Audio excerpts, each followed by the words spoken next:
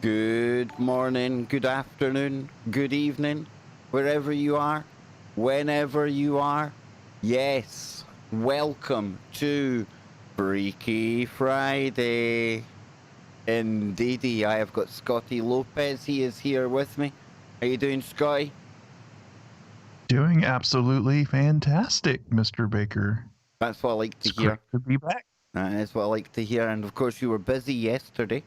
You were helping repair people's laptops and PCs, and you were sorely missed, brother. You were sorely missed. I hope you can make it back next Thursday. But of course, you're here today, and it's going to be a woo extravaganza. But you were saying to me and Kevin, our other guest today, who we'll get to in a moment, you know, you were saying how busy you're keeping, Scott, with everyone getting online for Zooming and Skyping, and poor people having to use Skype if they're like teleworking. That's all I can say, Scotty. Not the best in the world, right? Yeah, well, you know, I'm self-employed and I kind of run my own little PC repair gig out of my house here, and with all of this remote learning and, you know, people's kids needing laptops and stuff to do their online schooling, I've seen a pickup in business lately. So yeah, it's just interesting, you know, the times we live in, how it can, you know, a lot of people have been dealing with, you know, being out of work and all that stuff, but it also opens up other lines of work too. Yeah. It's pretty interesting, you know, the supply and demand for certain services, you know, really shifts. So if you're in the PC repair business, you know, repairing laptops and stuff like that, this is kind of a good gig going on right now. I tell you what, you know, 2020 is a good gig for paranormal podcasters as well, Scott. I'm telling you, yeah. There's a few industries that are really taking off here. I can tell you that. And that we have also got the man himself, NeSe. How you doing, brother? Oh no, here we go. One more time down the rabbit hole. Me, Kevin, Scotty, my brothers from the same mother, across the pond and beyond. Kansas City, or just Kansas. I can't miss this or that because I'm not looking at it seriously. Thank you, my brothers. It's good to have you here, dude. We're going to be getting into some Oak Island to open up today's show after I do the chat room. And I know that you're going to bring the... Are you ready for this, Kev? The Paleo-American perspective to Oak Island. You see, I told you I would adopt the way of saying that, and I have. I like saying the whole Paleo-American thing. There you go, Scotty. You see? Yeah. excellent. Yeah. Oh, wait, there's someone just stepped into my room. Okay, sorry.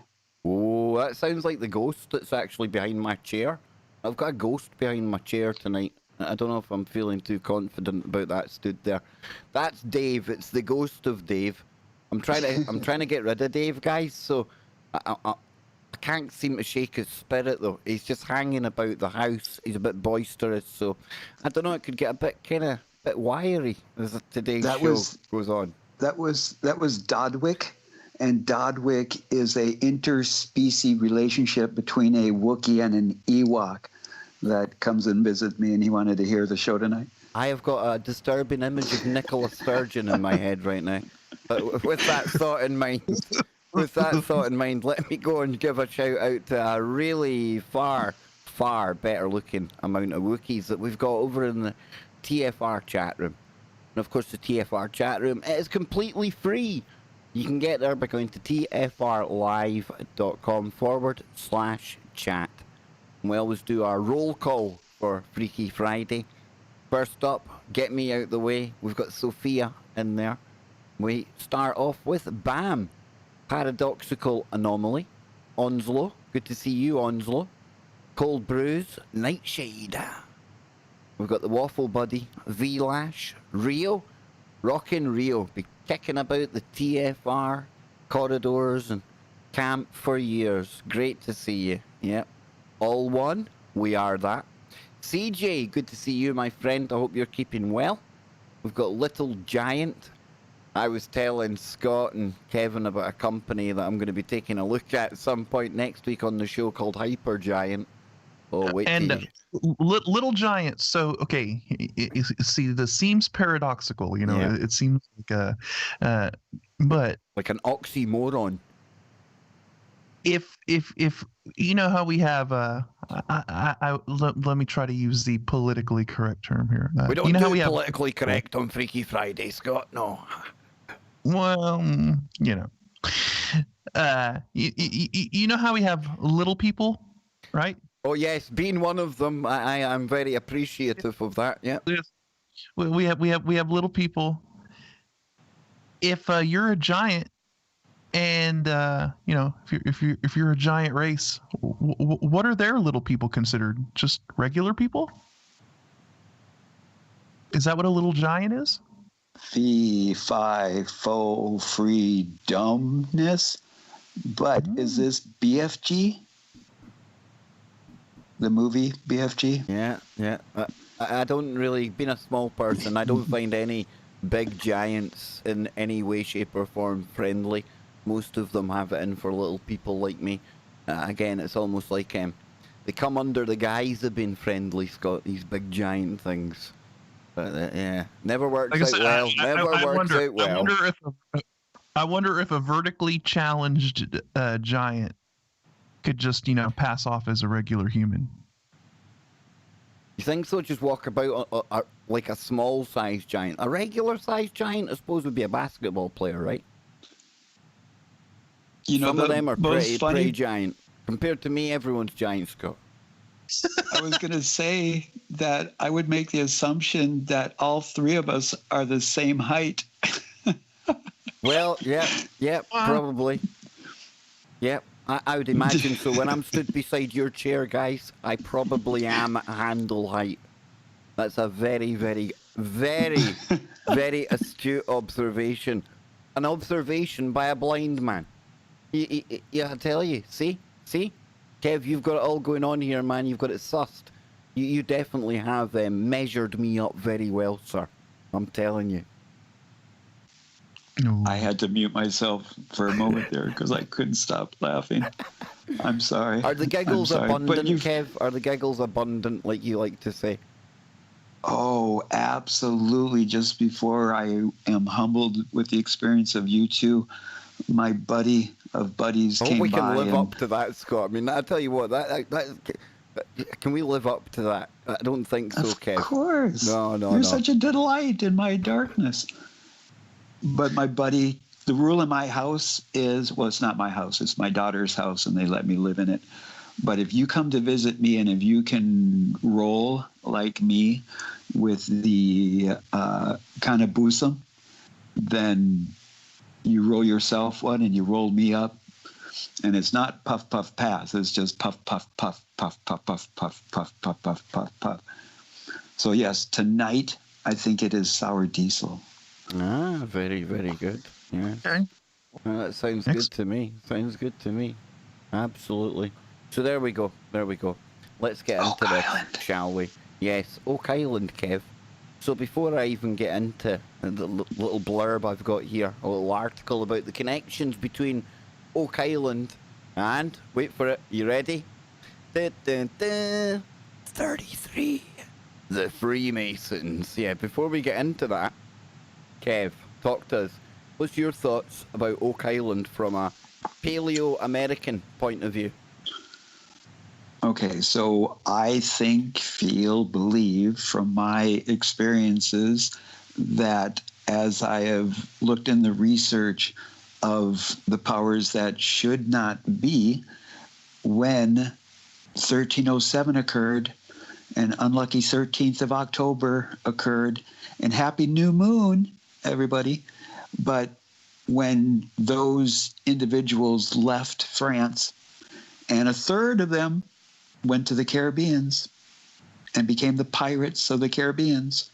And they were using these islands off of the coast of North America, or as the Anishinaabe call it, Aki, that they were using these islands as military strongholds so they could figure out how do we wipe out the indigenous or the Paleo-Americans and take over this incredible abundant of resources and get richer and more powerful. Do you think the treasure is still there? The treasure of knowledge, yes. But will they give it to us at the end of this season? Or is enough people going to stimulate the AI for a following season? Oh, I Brought don't to you by... From a purely selfish Oak Island TV show point of view, I want them to get just that far from finding it at the end of every season to justify another season, Scott. You know, I'd miss hanging around with the Fellowship of the Ring on the Curse of Oak Island. They've become like family to me, guys, you know? They definitely know how to juice that dopamine out of the old noggin, and leave you with those little cliffhangers of wanting to know more. And, well, let's hope that continues, because the producer, Kevin Burns, the man that put together Skinwalker as well, he's also one of the people responsible for pulling together and putting together in the original kind of days of Ancient Aliens. And of course, he's the documentary maker. And that's why there was a kind of familiarity to anyone watching Skinwalker who had watched Oak Island. The same kind of format, really addictive the way they do it. And I hope, Scott, they can keep that same kind of structure to it, you know? So it is addictive, and it keeps you wanting to know more. But the underlying reason for that is because there is so much mystery there. I mean, there is a legit intrigue and interest in wanting to know what is at the bottom of that money pit. What is actually buried down there. So it provides it almost seems like every season you walk away with more questions than answers, right? Because they end up finding something even more intriguing and more bizarre, and it just gets the mystery gets deeper and deeper, no pun intended, as they go on. So yeah, I mean, yeah, it's a TV show and it's meant to juice that dopamine out of you and keep you wanting more, but it's not like it's under some kind of a false pretense or that they're staging this or anything like that. It's just they're legitimately finding more and more interesting things as they go down. And so I think everybody just has this natural interest in it, and wanting to know what really is down there. They do and it. Well, the AI. They kind of do it in the whole, I call it the Anthony Patch format. If you remember when we used to do shows, myself and Anthony, all the time, he would always say, I'm going to hit you with the big news, the headline. This is the takeaway. I'm going to give you it first, and then I'll give you the backstory, how we got there. And I always used to think to myself, it's a kind of risky way of doing it, telling people what you found right away. Audience retention times and things like that, I always used to think, I don't know, but it worked, right? And I tell you what, Oak Island, Skinwalker Ranch, all these shows, they do the same. How it works is beyond me, but they actually show you the best bits. They show you the very best bits from the next part that's coming after the break. They show you the finds, they show you the aha moments, and you would think, well, you've showed us that, but you want to see how they got there. So it's the Anthony Patch model of hit the people with the info, keep them hooked, give them that aha moment, and then lead them back up to it. Oh, it's crazy. I guess it makes more sense because in a way, you know, a lot of shows tend to tease things and hype things up, and then they never fully deliver on the goods. With this format, they're presenting you everything right there in the very get-go and not hiding anything or trying to hype anything up. And so then people go, oh, okay, well then how did they get to that point? You know, what how did they find it? And so I think it's a interesting way of doing things, and in a way it's a kind of a more authentic way because they're just laying their cards out on the table right off the bat and letting you see what, you know, what they found, and then you get to go back and kind of watch the backstory of how they found it and what they went through to get there. So and there's a treasure. I like it. There's a treasure hunter in all of us. Since we were engineered here, we've had a thing for shiny things in the ground. We've been on a quest to get deeper and deeper. The shinier the thing, the better, and the more absolutely doggedly, determinedly we will get there by hook or by crook. And I tell you what, that is epitomized over the hundreds of years at Oak Island, Kev, right? The power or the profit is in the comeback. And once we taste the pirate booty, we want the booty call again and again because we love those shiny objects. And so if the AI can figure out how well we're squirting from our pineal gland, then we come back again. And next week on Freaky Friday, Scotty's going to give us the big reveal. Well, he will. He will. He gives us the big reveal every week, don't you, Scott? That's just like, that should be like the byline of the show. I am the big reveal. I like it, dude. I like it. I like it. So listen, I've got a little bit of woo to sprinkle onto Oak Island here. Not that it ever needs any, right? So it says, according to legend, a young man named McGinnis was wandering Oak Island, an island in the Mahone Bay off the coast of Nova Scotia in Canada, in the year 1795, when he came upon an oak tree where an old rope was tied to a branch. In front of it was ground that appeared to be slumped. Believing there might be buried treasure, he and two friends began to dig in the depression. And after several hours, they found that they found what they thought might be a wooden chest. However, before they could continue, a flood came in and prevented them from any further excavating. The hunt has continued ever since, and to this day, there are still people who are convinced that there is treasure somewhere waiting to be found on Oak Island. What is interesting about the stories regarding Oak Island is that they have a lot of motifs which appear to originate from, you ready, Lothar? I hope you're out there. Ooga booga, 33, Freemasonry. No. This has led to suggest a Masonic connection to the legend. Imagine they found a fully working, like, Masonic hall down there, man. Like, just in a little pocket, removed from time, and just, I don't know, dude, you know? The Great Hall of Freemasons. They get down there and they just like punch through the roof, and there's just like a whole bunch of like Freemasons down there sitting at a table, like having a meeting, and they're like, what the hell? Otherworldly Freemasons. Disembodied spirits of like famous Freemasons. Let's go full woo, man. Like interdimensional Freemasons. Yep. Who else is down there, Kev? Who are you thinking would be down there? I'm going for definitely Washington. He'll be down there kicking about in his crazy apron, right? In 1492, Columbus sailed the ocean blue with Anita Pinta Santa Maria, and that big red iron cross that was there to forewarn the pirates, the brotherhoods of Skull and Bones, that we are of the same ilk, and let us through, and we'll give to you our riches.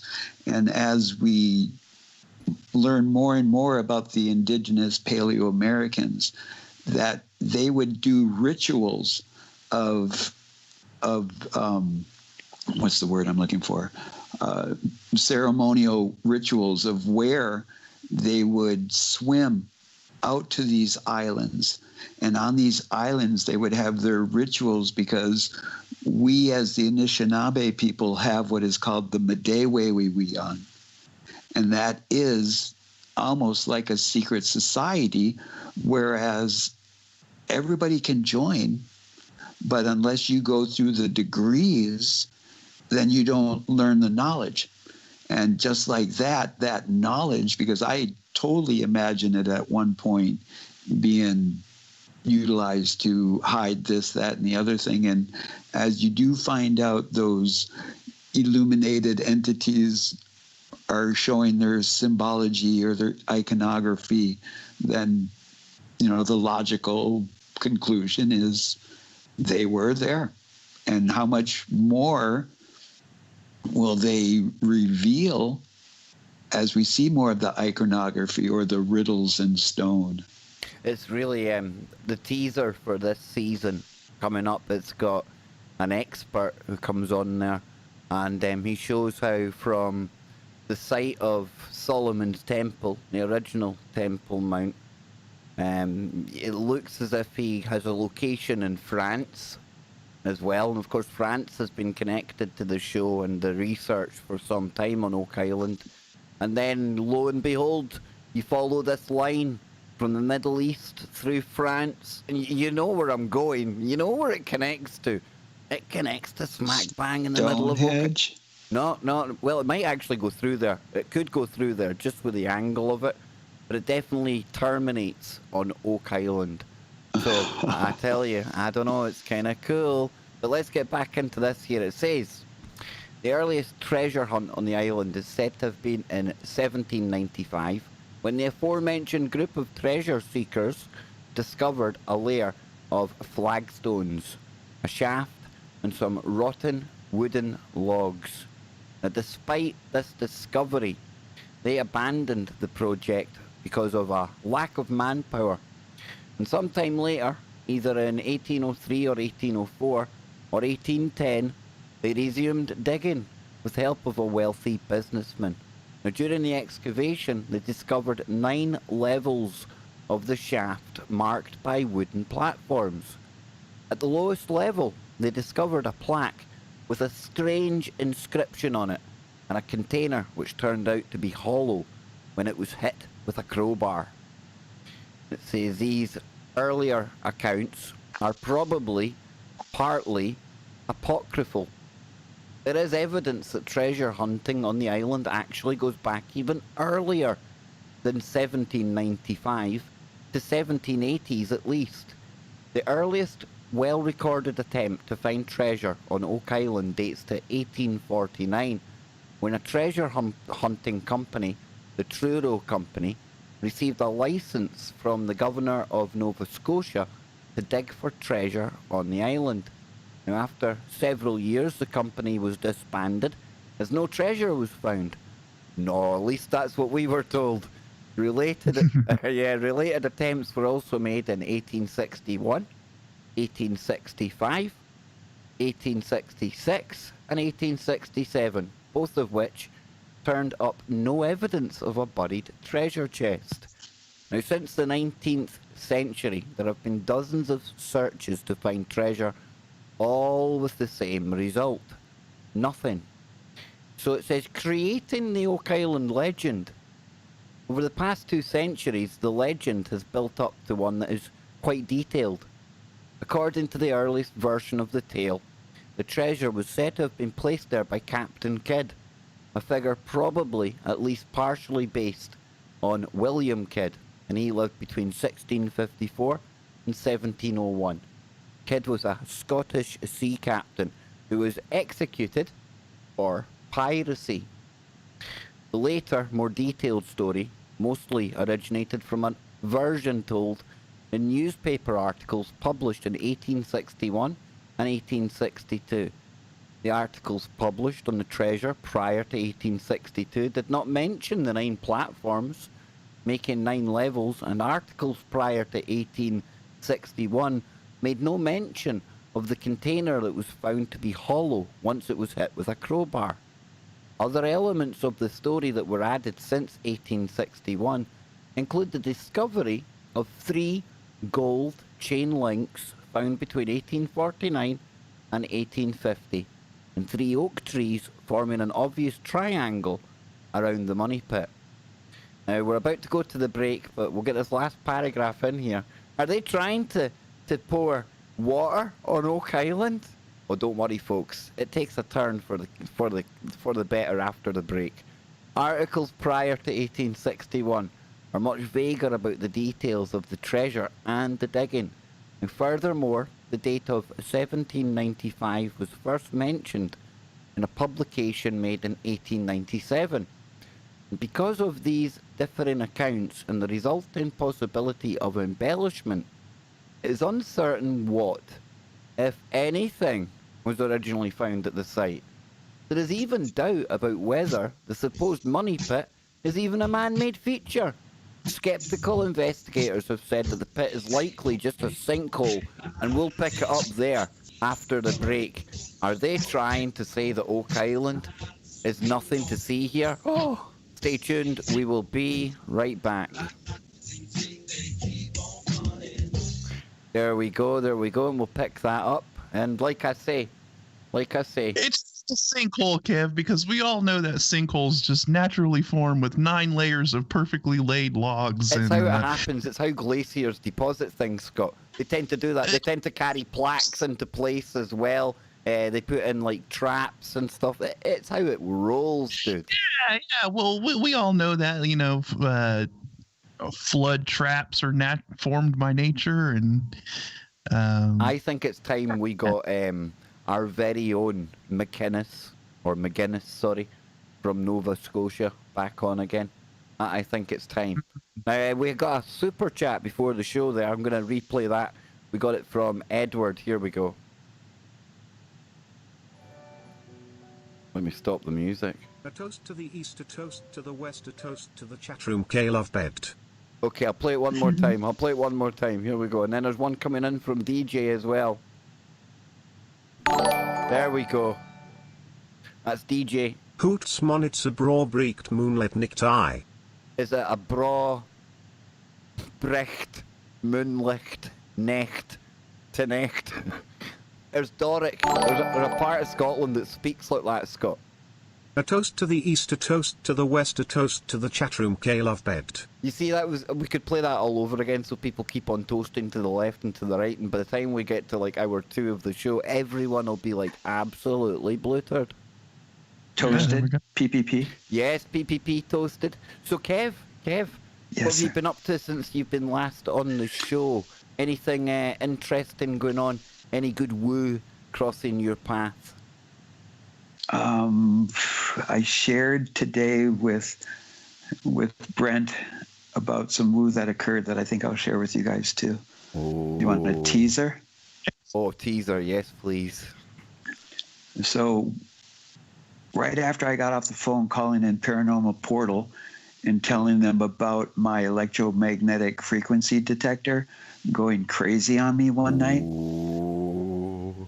I get off the phone, and about maybe 5 minutes later, I start hearing weird static. oh, Now we're And talking. so I had to go and investigate. Now we're talking. Okay, I've got it. Okay. Now I want to get really rattled through this whole Oak Island thing to get there. I want to thank everyone for tuning in today. Absolutely top notch. 142 people here right now. It's just going midnight here in Scotland. YouTube. Yes, indeed. We'll be going back to the network in just a moment. But if you would like to do me a big, huge favour, hit like, hit dislike. It doesn't matter. Either way. Subscribe. Engage the algorithm. Hit subscribe if you're new to the channel. Yeah, hit share.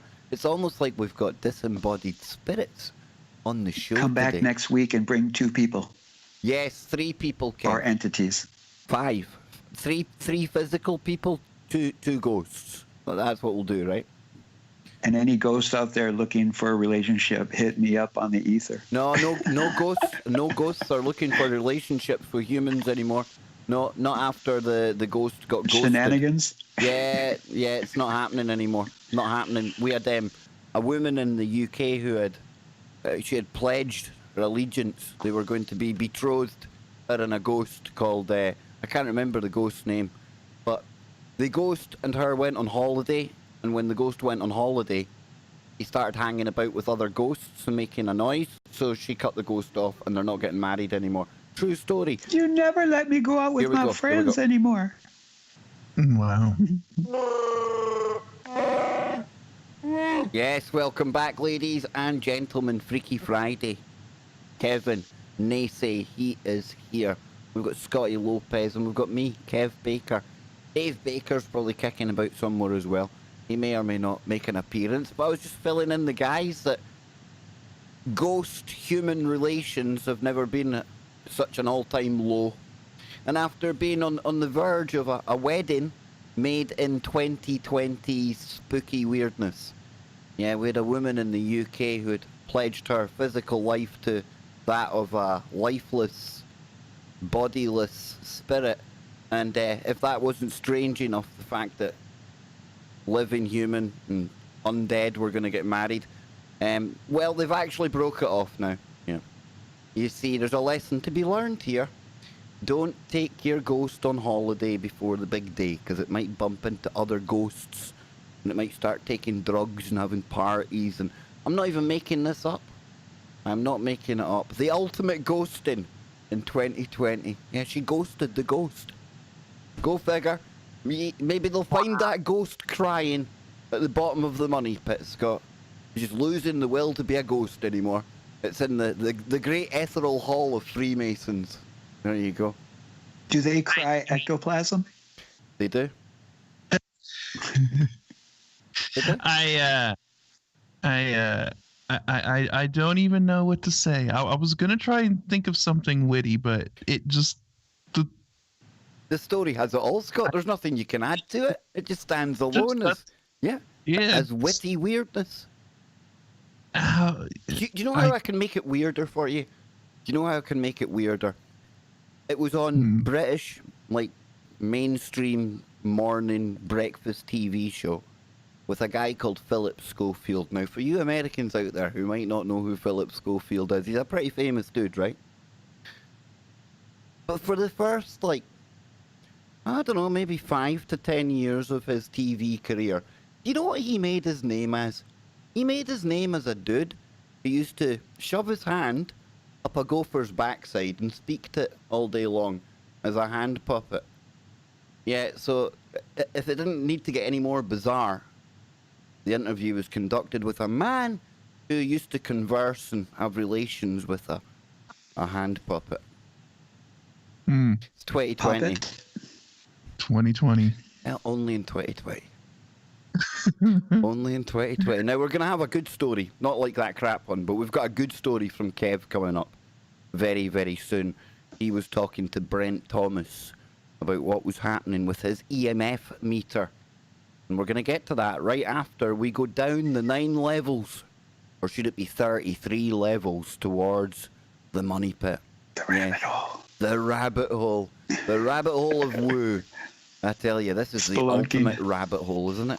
So it says here, it goes on to say, the sinkhole hypothesis is utterly ridiculous. Okay, that wasn't me made that bit up. The sinkhole hypothesis makes sense in light of the local geology of the island, which is principally composed of limestone, where caves are known to form as water seeps into and dissolves the limestone country rock, creating near surface caves which can suddenly collapse and form slumps. Now, unfortunately, over a century of digging for treasure has rendered the original structure of the subsurface completely unrecognisable. So it's hard to reconstruct what the money pit originally looked like before digging began. Now, this makes it more difficult to confirm whether the money pit was originally a man-made or natural feature. So this is where it starts to get kinda really into the woo. 9 levels and other ties to Freemason legends. So what also makes the case for the reality of the Oak Island treasure more difficult to defend is the fact that many elements of the Oak Island legend added since 1861 fit the allegorical stories behind the initiation ceremonies of certain degrees of blah blah ooga booga Scottish rite of Freemasonry eerily well. This suggests that some of the story may have been embellished by the treasure hunters, many of whom were, you guessed it, Freemasons. So the two degrees in question are the Holy Royal Arch and the Royal Arch of Enoch. Let us look at the Holy Royal Arch first. In the allegorical story for this degree, when the Jews go back to rebuild the temple in 534 to 516 BC, they discover a secret vault of King Solomon. Within the vault, they discover a stone which turns out to be hollow when they strike it with a crowbar. They also discover a golden plate on which is inscribed the secret name of God. The Royal Arch of Enoch is similar, except it takes place around 1000 BC during the construction of King Solomon's first temple. And while building the temple, the workers discovered the ruins of an underground temple built by Enoch, one of the pre-flood patriarchs mentioned in the book of Genesis. The book of Enoch is also one that got, just pulled out the Bible. Yeah. Just one of many things that kind of make me shake my head and wonder what was going on with that book ever, you know? Yeah, I mean the Book of Enoch, that's where you get a lot of the Nephilim and all of that. I think Enoch went away on a spaceship and spent some time with the big man as well. He's one of the few people in there to hang out with the big dude, you know? Mega woo is contained within the Book of Enoch. You know, the giants, all of that stuff. Just so very interesting that you have this Freemason group that seems to be closely tied. You know, you can't get away from that whole knocking the crowbar on the. That's a very similar part to the story, right? Yeah. I mean, you can't get away from that. So it goes on to say here, both Freemasons and non-Freemasons have noted the similarity between the legend of the Oak Island treasure and these two Masonic tales.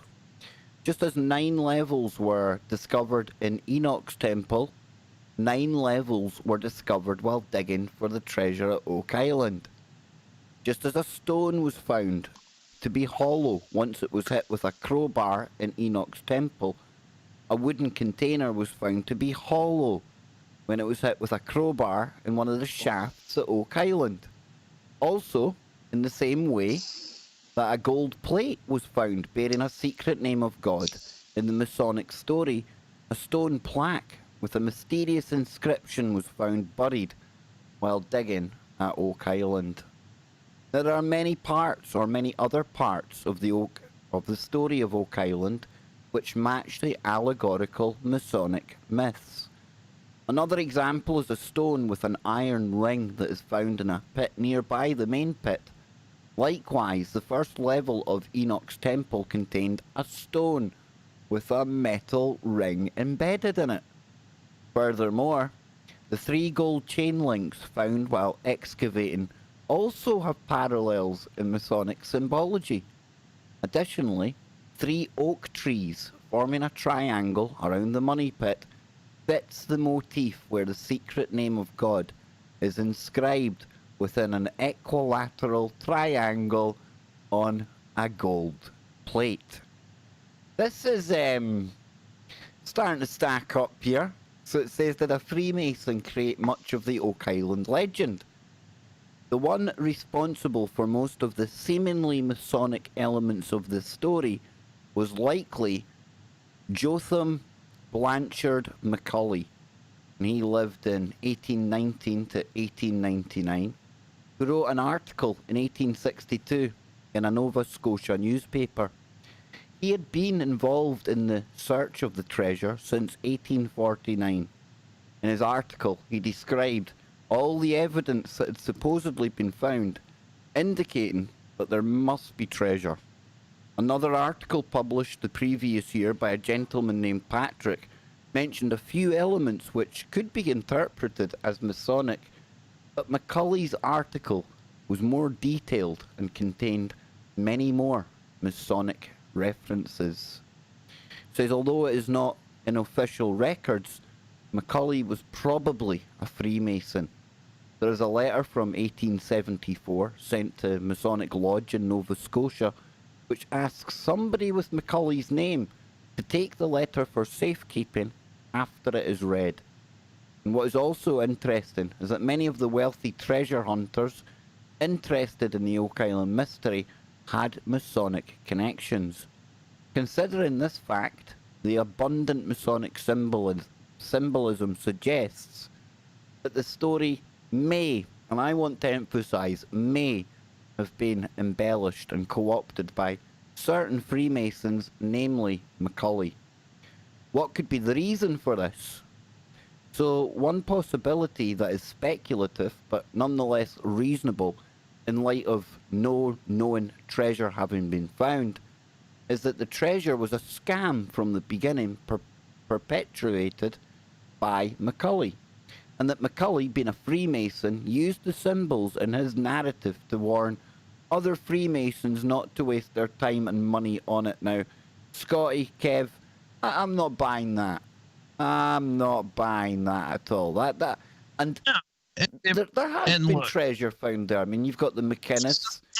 Yeah, you've got the cross that was left to them. They showed it even on the show. There's probably stuff we don't know about, Scott. I don't know if this is all some big scam, just, you know, some recreation of Masonic levels, you know?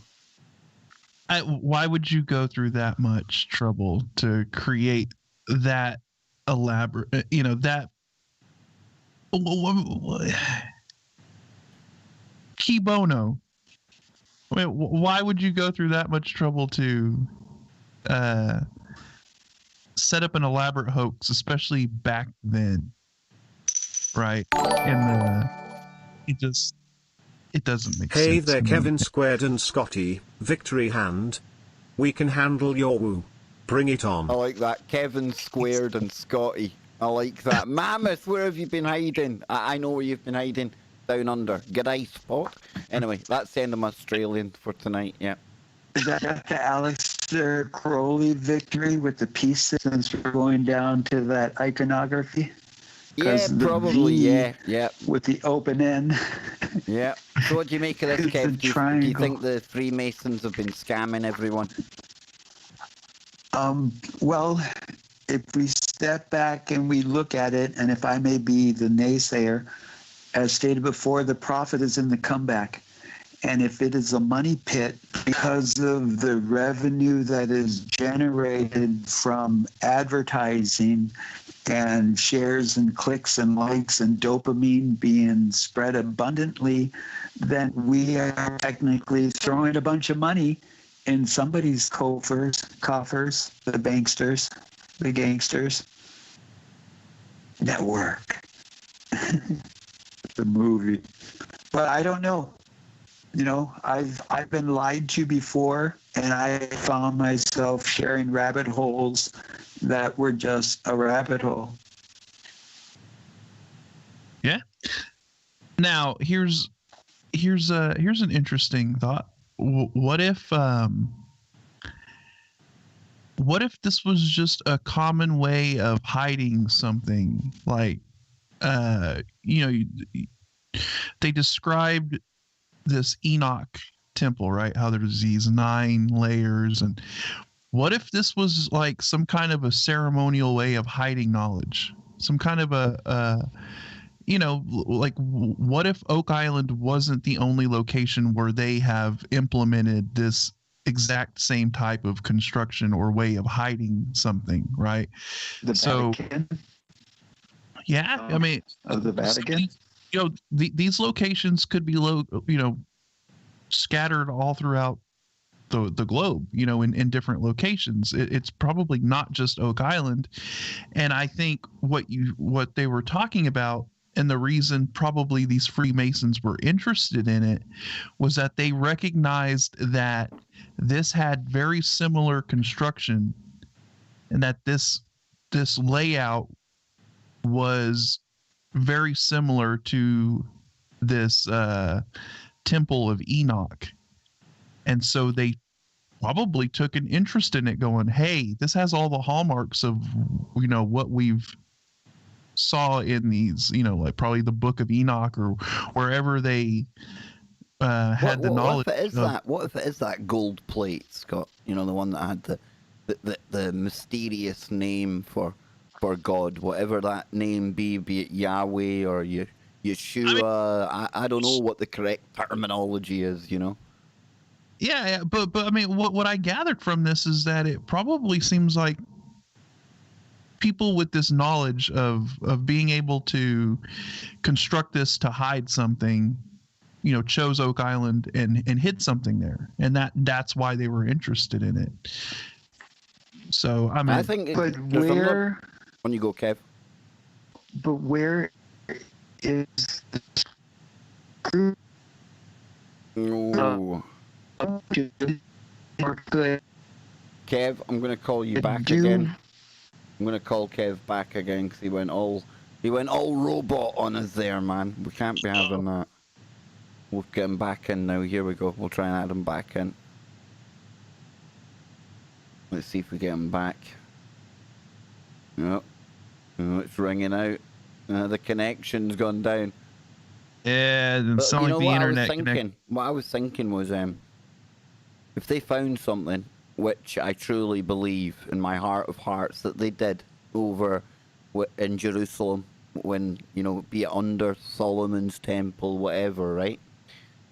One way I've looked at it, Scott, is that it was almost like a direct recreation for wherever they pulled whatever it was out of.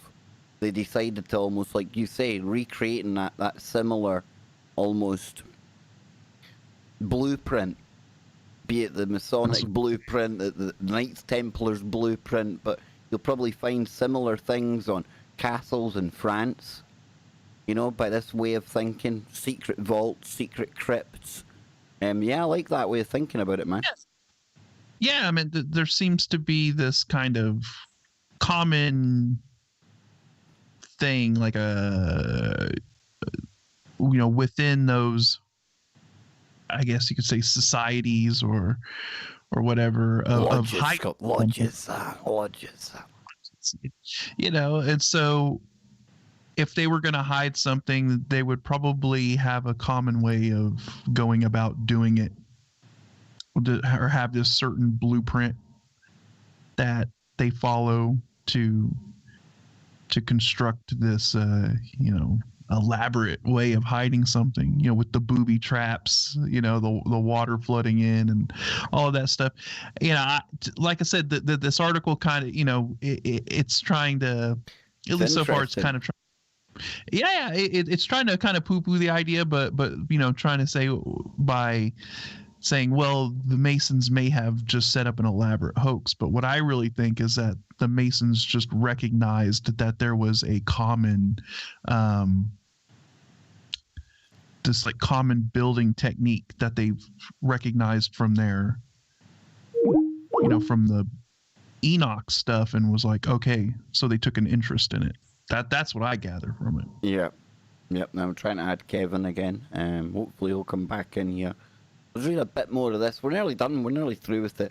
There's another possibility, is that Macaulay meant the Freemasons as some sort of Masonic in joke with his fellow Freemasons. For example, he may have truly believed that there was treasure, but wanted to throw any rivals off track. So he presented fake evidence based on references to Masonic myths as a sort of prank. Now, currently, there isn't much evidence for either possibility, though since Macaulay spent the last 18 years of his life looking for the treasure, it's more likely that he believed that it really existed. Yeah, you wouldn't spend 18 years looking for something that you think was a bit of a joke. I think he may have been trying to throw people off the scent, Scotty, now that I'm looking at this. Yeah, don't come here, it's all just a big prank, but I'm going to spend 18 years of my life looking for something that it's just nothing to see here, you know? I'm just digging holes, leave me alone. Well, I mean, You know, of course, there is that aspect to it of, you know, throwing off anybody or Damn, trying putting to. back in the 1800s, Scott, it wasn't like there was like, you know, all the bureaucracy there is today. You would have been talking about some kind of armed standoff on a remote island off the coast of Nova Scotia back then. You know, simpler times, harder times. There is that aspect to it too, where, you know, if you are searching for treasure, you don't want everybody and their mama showing up at the same location looking for the same thing. So he's like, oh, no, and, you know, you use a little bit of deception and stuff to throw people off. So I mean, yeah, there is that aspect to it, but there definitely is something there. Oh, I'm with you, dude. I'm with you. Something of great interest indeed. And I just think the parallels between the way it's constructed in that description of the Enoch stuff, I just think makes it even more intriguing, to tell you the truth. That, wow, I mean, the parallels between the two is pretty staggering. So, yep, very much. Kevin, you are back with us. Are you Kevin the physical or Kevin the AI glitchy robot? Boo. I am that I am that I am. A Awesome. hippiocrite. Sorry about that. No, you went all glitchy and robot-y, and so we're back. We're good. We're reconnected, man. We're reconnected. But yeah, We're just always connected, even if it's not this technology. Exactly. But we're always entangled. Yes. Over to you, Kev. What would you like to add to this one? Well, I wanted to talk about where we were going about the tunnel system that's in this Oak Island. And if you look at rituals and ceremonies throughout the ages, that you see these similarities, that as you go down the hole, as you go deeper into the earth, then you are going deeper into the darkness, where you are being taught to be the light in the darkness, to be enlightened of the darkness. And if you think of an oak on top of the ground, then below it, as above, so below, is the oak of the root system, as the tree of knowledge is. Because if you eat of the fruit of the tree of knowledge, then you might be light in the darkness, that aha, eureka, the light bulb has gone on moment. But unfortunately, there are the powers that should not be that say, no, don't eat from the tree of knowledge. Don't eat, don't have knowledge. Be dumbness. Be suppressed. But don't learn anything else. Don't find wisdom. Don't strengthen your intellect. So I wonder who is the authority of, you may have this knowledge. Because do you want someone literally to know everything?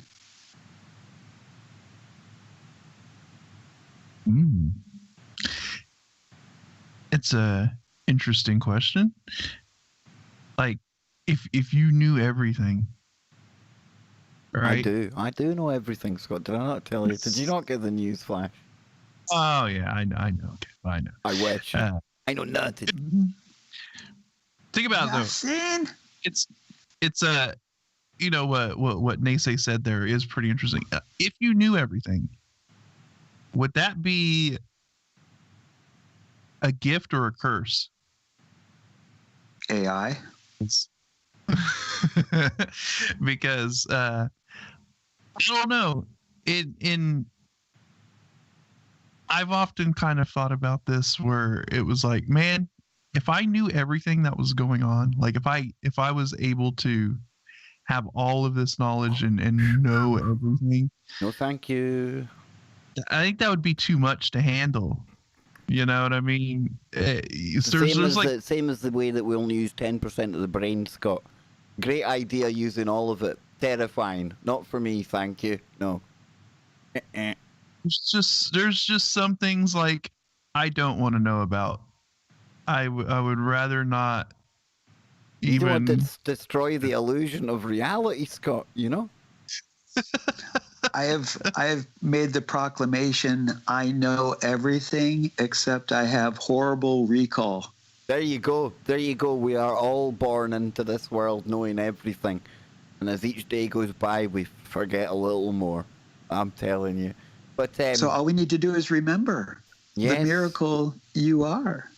Exactly. We're all 7 billion little miracles right now. I tell you that. 7 billion miracles on the world. We're soon going to be hitting 10 million at this rate, guys. But how many of them are aliens? I think we're all aliens, Kevin. I think we are all aliens. Yes, I do. I do. I think. How big's your pinky? Very, very well. I've got a weird pinky. You see that? I know. It's a broken pinky. It bends the wrong way. It does have its functions, but we will be back after the break. Do not go anywhere, ladies and gentlemen. Kevin Littlefinger will be back.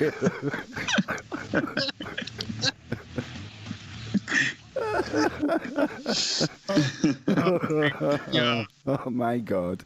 Yes, indeed, Scott. I went there. What? So, I can only be myself, dude. What can I say? I'm going to go and get a quick coffee. I'll be back in a second, boys. Yeah, I'll be right back as well. Yeah, I'm going to put some tunes creepy on. clown music. Exactly, Onslow. Exactly. Weird tip. Exactly. Just the tip. Rocket ship to the moon, Rocket Man. Oh, I wish I had the Rocket Man. I do have the creepy clown though. We like our creepy clown on here. Where are we now? Hang on. Here we go. What a great lead into the phallic of Washington. Yes, I'll be back. We'll be back in one moment.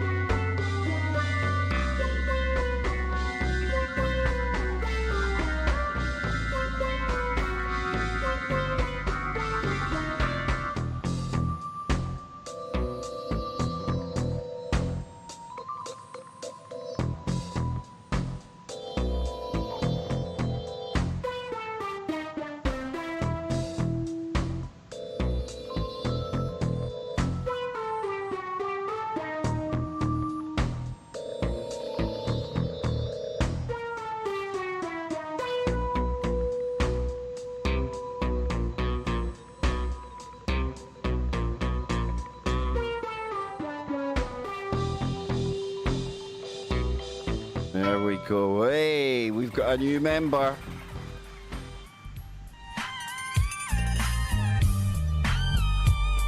There we go. Mr. D Ball Money. I like it. I like it. So, almost that time to go back to the network. We stopped laughing yet, Scott? I know, I'm terrible, man. Need to get a grip on that. Need to behave. Hey, you know, when you do, look, when you do that fancy drinking of the tea that you guys do over there in the UK, there you go. See? I mean, look at that. Look at that, dude. It's like crazy, man. Yep. See, Rick Anderson in the chat room. Rick, you'll know what shinty is, right, Rick? Well, that's a shinty injury. Classic shinty injury. Put me out for a couple of weeks, I'm telling you. And that was when I was about 15. Still bent to this day. I tell you, what can I say? I've got a wonky finger. It is what it is. Like you say, Scott, drinking tea, perfect. Perfect. Hey, Indeed. it's your unique identifier. Yes. At least one of your Here we unique go. identifiers. No, one of them. One of them, Scott. Yeah, here we go.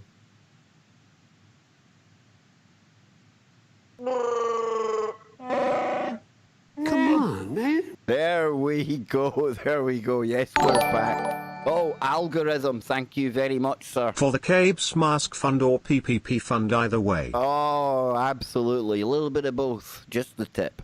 But we are back. We are live. Hour number 2 with my usual co-host here, the main man himself, Scotty Lopez. We're in our usual positions here on Freaky Friday. And in between us, we've got the main man.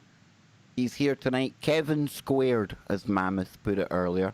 I like that. 2 Kevs for the price of none. And a Scotty Lopez thrown into the mix. I tell you, you people, you get it all going on here at tfrlive.com. And of course, tonight, our one show of the week that we simulcast, Kev. And listen, I want to hold off on you getting into the monuments of Washington for a moment, brother, right? Because if we may, I think we should take you back to the conversation you were having with Brent Thomas. You teased us with some woo, something going on in and around you. And there's nothing better than a bit of, no offence, Kev, because you're at the centre of this, but a bit of personal woo. Remember when Scott was getting the shadow people in his house? It was terrible for Scott, but it made some cracking radio. It really, really did. And so, Kev, with my best intentions at heart, tell us more. What's going on with the woo around you, sir?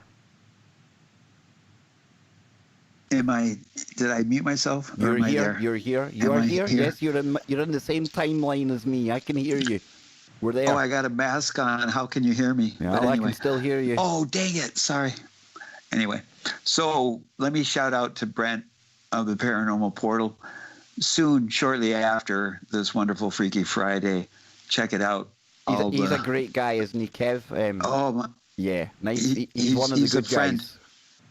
He's been a friend, and we'd have the opportunity of talking off the air because, as I told him today, I'm like, please call me out on my BS, because sometimes I feel when I share the experiences that I've gone through, it just sounds bizarre as it comes out of my mouth, and I can find people that can validate my bizarreness, and so it's Kev. I would substitute bizarreness for uniqueness.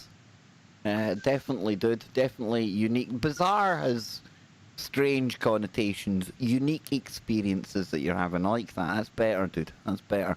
Unique paranormal woo type experiences. All the better. Well, I mean, this is where we get caught up in the semantics of things, and that does sound a little bit more positive than bizarre. But being raised as an American in the educational system, where we're taught supposedly how to critically think using scientific denotation to evaluate the experiences, it can't hold any weight.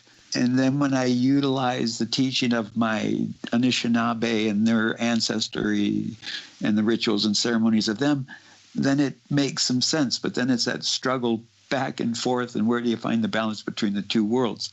But lately, ever since I announced about doing that role for U.S., that things have just gotten weirder, stranger, uniquer. The uniqueness has increased. But 2 Wednesdays ago, I call up Paranormal Portal because they were talking about EMF and ghost detectors and stuff like that. And I have a medical device that's called the Beamer, Bioelectromagnetic Emulator Resonance. And with it comes an EMF detector that you want to hold it over the blanket of it and make sure that it's emitting a field from it. Well, these are basically like ghost detectors, or EM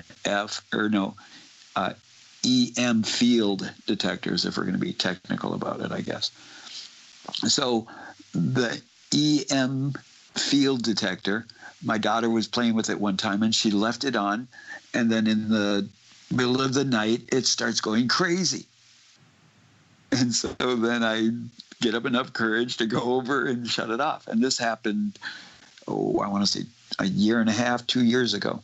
So I called 2 Wednesdays ago to tell Brent this on his Wednesday broadcast, the Paranormal Portal on YouTube. And I get off the phone with him. The show's over. I'm in my home. It's late at night. And next thing you know, I start hearing this like static of a radio. So apparently my daughters, when they were here earlier, we have a under-the-counter radio CD, auxiliary cord. So if they want to listen to music and stuff while they're doing chores in the kitchen, they can plug in their mobile devices and that. Well, my daughter was trying to tune in the radio station, and she must have left it off. And she said she couldn't pick up any stations. And so all of a sudden I hear this static, and I'm like going, oh my God, don't tell me my refrigerator is dying again. Because in the last month, my garbage disposal went, my refrigerator went, my hard drive went, my phones have been acting up, my daughter's MacBook went crazy, and my daughter's iPad in the last couple months in my home. Whoa. So I hear this static going off, and I'm like, okay, what the heck is this? So I roll into the kitchen, and then I get over to by where this under-the-counter radio is, and it starts going, and then it stops. And then I'm like, okay, relax, because I believe that entities that are there, especially the positive ones, that if you get too fearful, they will back off. They will back off immediately because they don't want to scare you if they're positive. So I get up by the radio and I relax for a moment because I'm putting out my senses to feel if I notice anything. And then all of a sudden it starts going, and then I start talking to the static. I start saying, are you here? Are you someone trying to talk to me? And the thing is like, and it was like getting louder. And then I'm like saying, I can't understand you.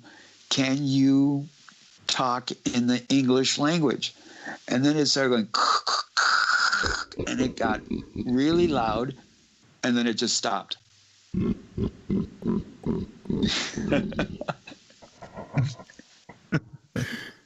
Dang, dude. Nice. So it stops and it doesn't go off again. And then the next day, when the people that come into my home that help me out with my daily living activities, I said, hey, can you go shut the radio off for me? She goes over and it's not on. Oh dear. Okay, so the feeling I got, this is just my assumption. I don't know. It could have, being a radio man in the military, there's many reasons of why, even your cell phone at a certain frequency will cause static to go off on a speaker. It's just the way things remember work. those days? Remember like 5-10 years ago, you'd have it sitting by the computer and it would all your machines would start reacting to a text message coming in. That used to always be a way to know when you were about to have an incoming cell phone call, because you would hear it buzzing through the you could appear like some kind of prophet to older people who didn't know. You'd be like, I can tell I'm going to get phoned in a minute. And your phone goes off. Wow, look at that guy's amazing. Right? Well, that's the thing. If you are in tune-ative, as you develop your skills to fine tune in, everybody has this possibility. It's just not me. It's you, both of you. It's everybody out there listening. And it's like that whole thing of like when you buy a red car and you see red cars everywhere. Yeah. The same thing goes. Once you witness these entities And especially, like I was saying, if you can relax and not get worked up and not get into fear, if it is a positive entity, it will try, I believe, to communicate with you. If it is a negative entity, it is going to attempt to keep you in a state of fear. And if you feed that fear, then they'll keep doing it because it's energy. It's energy. Love, neutral, content, and fear. It's one spectrum of the other. You know, so depending on where you want to be, that's your choice. Yeah, very, very interesting. And it's a very interesting and, you know, wild experience you had there, you know, with the radio and the static and all of that. And, you know, you described that you've just had this like recent bout of like all of these electronics failing in your house, which I think is interesting, you know, in itself, because to me that suggests that, I mean, if we're going to talk about, you know, a spiritual entity of some kind, that maybe, you know, that you may be dealing with, well, they tend to draw their energy from, you know, electrical sources and electronics. You know, you see it all the time with like paranormal investigators where batteries fail in their cameras and they have all kinds of technical glitches. So maybe a lot of the you know, failures in technology that you've been having in your house may be tied to this. Maybe we're talking about something that's trying to draw some energy, or, you know, you also discussed that you have this, you know, electromagnetic field sort of detector. And if it's going crazy, I mean, we're obviously talking about some fluctuations going on with the electromagnetic field in your area, and something that is interfering with electronics and causing things to go haywire over there. So I think it all ties in, and I definitely think, yeah, there's a little bit of paranormal woo going on that you're dealing with. But I like your approach to it, though. You know, not taking that whole fear vibe and feeding into anything like that, and just coming at it from an open-minded and positive sort of angle, and just saying, hey, are you trying to communicate with me, and just trying to have a, you know, a rational, logical, you know, discussion with what you may be dealing with. And I don't know if I'm comfortable with this kind of, I don't know about this good thing, these good spirits. It's all good and well talking about them, but there's some disembodied thing hanging about you. I don't know. Well, look, if as long as I would say, if it's not harming you, like if you know, NeSe's not being attacked or getting any sort of negative vibe, like, you know, the we be feeling. getting hold of Bill Bean. Yeah, once it's finished with his electronic batteries, Scott, it'll start on NeSe and the humans in the house. You know, just, you know, for some of these things to manifest or try to communicate, it's got to draw energy from something, right? And so I think that's where maybe a lot of the, you know, failures with electronics and stuff like that could be coming from. But like, as long as you don't feel like you're being physically harmed, or that you're being shifted into this negative vibe, like, you know, when people deal with certain negative entities, they feel like they all of a sudden start feeling depressed, and that they're in a really it starts putting their mind in a really dark place, right? You know, as long as you're not feeling any of that stuff, then I would say there's no reason to assume that it's a negative entity. And you know, I think that there's also different types of ghosts in paranormal phenomenon. You know, you have your, I would say, your imprint or replay types where they're just kind of going through a loop, going through a, you're just basically watching a never ending Temporal rift. Yeah, kind of thing. And there's nothing negative I would say about that. You're just simply watching a replay. You know, it's going to do the same thing over and over again. And then, you know, you have your negative ones, and you have, I think, positive ones as well. You know, it's just like anything else. You can't just group everything and just using, you know, just because you're dealing with something paranormal doesn't mean it's negative. So, Scott, where do you come in on the whole debate of living being marrying one of these ghosts? where do you come in on this kind of strange 2020 development that's happening? Prenuptial. Should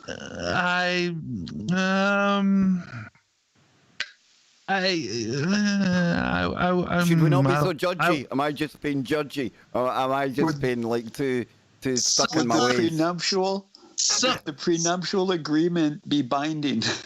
It was a spiritual experience, I tell you. So something tells me that that this whole realm probably needs to involve a psychologist. Yeah, because I mean, even your traditional vows of till death do us. Oh, wait a minute. Yeah, it says woman marrying a ghost calls off the wedding because he's changed. Now, I'm not going to go into this, but just in case there was people out there saying that Kev Baker, he is so outrageous. He's now even talking about people marrying ghosts. No, it's but a what real did he thing. change? His gender? No.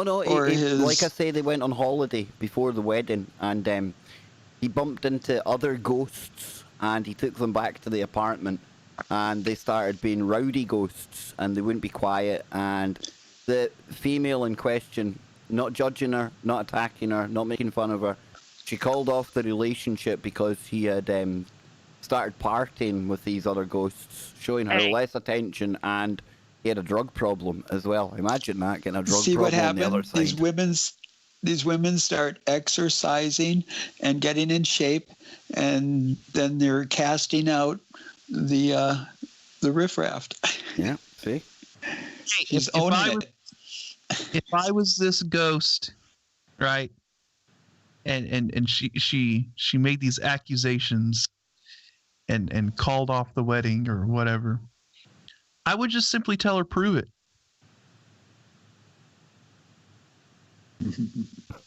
Prove it. Just saying. How do you... Hashtag just saying, prove it. Prove it. Saying here. Look, just the first paragraph. I want to believe. The first paragraph of this, it's about all we need, right? It says soap opera writers know that one sure way to bring life into a dying plotline is to bring in a ghost. That's also what happened in the real-life soap opera that is the life of one Amethyst Realm. Yes, the daughter of two raging hippies, I would imagine. A woman who claims she has dealt with her problems with men by dating ghosts, having some nuptial time with said ghosts, and becoming engaged to a very special ghost. It sounds like the plot line, or her plot line, is waning. Hang on. Amethyst just announced that she dumped her betrothed at the altar because he's changed. Is this, quote, as the spirit world turning into the Bachelorette Ghost Edition? And the lady says, Amethyst says, it was really going well until we went on holiday. And that was about last May. And then he completely changed. I think he fell in with a bad crowd when we were on holiday. He just started coming back, or becoming really inconsiderate. He'd disappear for long periods of time, and when he did come back, he'd bring other spirits to the house. And they'd just stay around for days. Can you believe it, Scott? Were the other spirits male or female, do you know? Or Who honestly other? knows? Who honestly knows? How does a ghost disappear for long periods of time if he's already invisible? Abracadabra. You see, you guys, you see, you Magic. yeah, she wouldn't like hanging about with you boys, I don't think. I think Amethyst would realise that yous are onto her. Do you think that's her ghost behind me now? There he is, look, there's Ray. I don't know why I've called him Ray, but Ray, he feels like a Ray to me. See, you're Maybe the bad. Ray was gay, Maybe. and he realized he found a new mate to date. Maybe. And she was no longer on the altar, so she unbounded him. Excuse me, it's ma'am. Exactly. Maybe the ghost is identifying as something else. But what were you going to say there, Scotty boy? I don't know. I'm still. You're stumped, aren't you? I'm stumped. That this whole thing is just. Is that like the strangest? Because for me personally, this is the strangest ghost story I've ever come across. The fact that somebody was going to marry one in the first place, and then the bizarre reasoning for calling it all off. So many questions on just. Do you think they'd I have to have got a medium to marry them? I mean, you need a medium to hear the vows being taken. Or at least Whoopi Goldberg. Something like that. I mean, yeah, Patrick Swayze. I mean, come on. There was a ghost and a half, right, girls? I mean, I bet the women out there would have fallen in love with the Patrick Swayze ghost man, right? Yeah, exactly. See, they're not. See, you aren't laughing now. See, there's a bunch of women out there thinking, holy crap, we've been in that position. We fancied a ghost. See, don't be judgy. Don't be judgy out there, you see. What is it called, though, when it's the ghost of when they start having relationships Incubus with you? and succubus. Right. And they're more, I think, as opposed to a relationship, it's more of a take kind of relationship when you've got the incubi or succubi in the bedroom. Blah. It's been a while. This is weird. We had got into the incubi and succubi when I'd done a stream on this crazy woman who was getting married to the ghost. What do you make of that, guys? Come to you first, Kev. I'm not going to fall asleep with my mouth open anymore.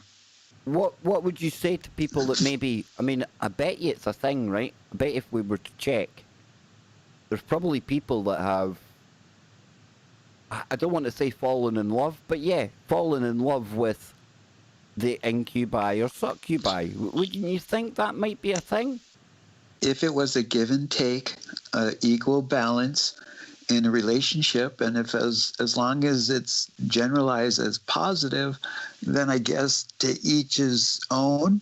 I mean, we've come across stranger and weirder things at some point. Well, get a load of this, right? Get a load of this. Only on the #1 abnormal paranormal show ever. But can incubus fall in love with whoever summoned them? Can you be in a romantic relationship with blah, or any demon? It says from time to time we hear from very curious users who want to know more about the technology behind. Oh, well, that's nothing to do with it. It says no demon feels any emotions, even remotely like human emotions. What we might call their emotions are completely alien to us and bear no resemblance to ours. Love is especially confusing to them, so no, they can't fall in love. Succubi and incubi, see, that is the term, are extremely confused. Uh-oh, they are genderless beings. Excuse me, it's ma'am. Well, according to one, he's a ma'am. Sorry, she's a ma'am. They have been forced to adopt gender roles. Oh no. Please tell me this character isn't making like some case for the pesky incubi and succubi being the victims of some kind of stereotyping from the physical living realm. Oh, Don't fall in love with the demon, because they'll leave you every time. Robert Lockhart has decided to simp and white knight for demons. Can you believe it? Can you believe it? I've seen some level of simping in my time, but dang, as a side note, Satan is not a demon, nor is Satan the devil or Lucifer. Satan is a title, not a name. It means adversary or accuser. You there, sir. Did you just Satan me? I've never heard that being used for anyone accusing anyone. The title held by an angel of God's court and did what it was instructed to do, which was to test humankind's faith and obedience. Not some enemy of God, but a loyal employee. Wow. I'll explain who and what the devil and Lucifer are some other time. Just understand that there is no powerful enemy of God responsible for all the evil in the world. There is no such thing as evil with a capital E. Evil is human weakness. Well, that went on a bit longer than I intended. I hope it clarified things for you. He sounds like some ambassador from the ranks of the demonic hordes. This guy really put a lot into his core answer. Jeez. Gee willikins, man. Hey, what do you make of that, Kev? What do you make of that, dude? White knighting for incubi and succubi. Well, I guess at any moment, any entity can make the choice to be a delight in the darkness, but we'll find out after these few messages from Come our on, sponsors. man. Excuse me, it's ma'am. Cloud music. Oh. I just hung up on Kev by mistake. My bad. I usually hang up on somebody by mistake, but yeah, that guy was going all in on his like defense of the dark one. Just being Mr. Robert Lockhart, and he sees this question on Quora, and he's like, "This is my time to shine. Yeah, I'm gonna die on the mountain of incubi and succubi." There you go, just in case he complains that we overused his name there. Yeah, that's a good one though, wasn't it? It was. What do you it think? Was. Do you think you can? Like, do you think there's been like...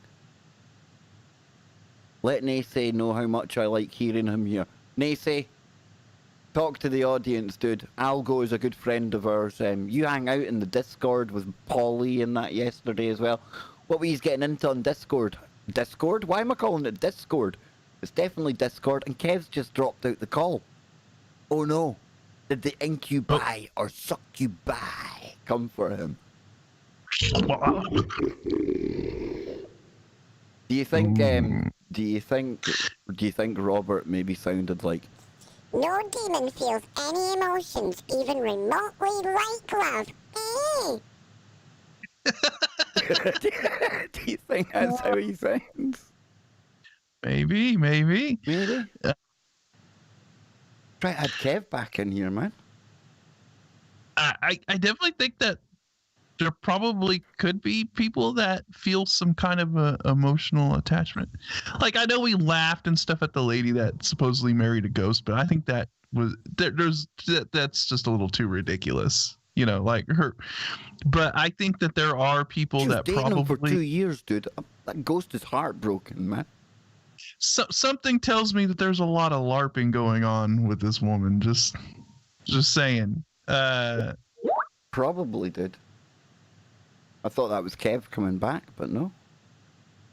It said he started a call. Maybe he's accidentally. Oh well. Yeah, we'll get him back. We'll in get here. him. We'll pick him out the ether. Yeah, we'll get him.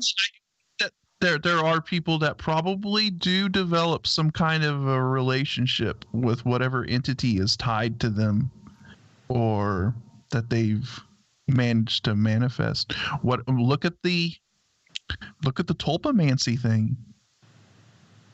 Wouldn't you say that that's developing a relationship with an entity that you have summoned into this? Good point. What do you make of that woo that I was showing from Crowley's box with that puppet, dude? Oh man, yeah. I jumped in the chat, I because I was watching that, and I was seeing you in the chat, man. have to talk a little bit about that when we get back, because that was weird stuff, dude. I was so tempted to just jump into the stream with you. You know, I'd have seen you right away and plucked you in there, man, big time. I know. Now, I hope Kevin is okay. He's telling us he's got ghosties and things like that, and now we're not able to get back in touch with him. There he is. There he is, Kevin. All right. There we Weird. Alrighty. That was unique. So when we come back, we'll get Where did we go Yeah, I'll out bring on up- the break?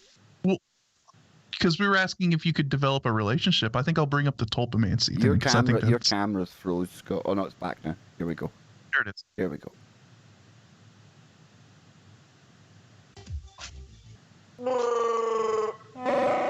Come on, man. Excuse me, it's ma'am. There you go. There's an entrance like there's never been before on Freaky Friday. Second half of this week's show right here on tfrlive.com, where you get protection from deception, where silence is consent, and where, yes, we are even that shameless that we make fun of people who have had a failed relationship with a ghost. Only on your number one abnormal paranormal show. And of course, coming up after Freaky Friday, we're the warm-up act. The aforementioned Brent Thomas will be coming on to the show with the paranormal portal. Not sure who he's got on this week, but you can check him out here on tfrlive.com or on his YouTube channel. And don't forget, if you're into some late night, scary, spooky type stories, Brent Thomas has got you covered. He's on YouTube every night. He's the only person, well, no, he's one of many people I know that works harder than me on YouTube. So yes, please head on over there, subscribe to his channel and get some really good content. So Scotty, I'm going to come to you, right? We were talking during the break about, you know, this whole, can you be in love with an incubi, a succubi? And then you mentioned tulpas. So I'm going to hand it to you, man. Where are we going with this one? Well, before I go, I gotta wonder, you know, this woman who broke her relationship with her ghostly partner. I wonder if she's ever considered hiring a private investigator to see if he's been cheating or anything like that. You know, I need you to watch my boyfriend and see if he's cheating. Oh, okay. Well, you know. Where's he live? Well, he's a ghost, so Zach Bagans, maybe Zach Bagans. He springs to mind as one candidate that you could probably get. Check out where a ghost has been up to, you know, or what it's been up to. Hire a private paranormal investigator to handle Michael this J. business. Fox. Yeah, he would. Maybe. Yeah, why not? Yeah. I'm thinking what other. So going to this whole, you know, could you have a relationship with an entity, a ghost, or whatever you want to call it? Yeah, I guess, because isn't that what tulpamancy is? Where you think about an entity that you kind of, I guess the only way to really manifest it, right, to engage in tulpamancy is to basically kind of obsess about this entity that you're wishing to bring about, you know, that you're trying to manifest. So in a way, yeah, you're in a relationship with it. You're in an obsessive relationship with this entity in order to bring it into existence. So yeah, I would say tulpamancy is literally a form of, what would you, conjuring something based off of your obsession and your relationship with it. So yeah, you would have to basically, I don't know if I would use the word love, but you would have to, I guess, be in love with this thing that you're trying to bring forth, right? I've never seen somebody engaging in tulpamancy trying to manifest something that they don't want, right? I mean, it just doesn't make sense. But yeah, so I guess that whole aspect of it, you're definitely tied to that entity in a real relationship, in a emotional sort of Can we get aboard the Love Boat and go to Speculation Island for a moment? The Love Boat. Do, do, do, do. Of course we can, Exciting man. and new There you go, dude. We're there. age. I can see it. I can see it. It's over the. It's on the horizon.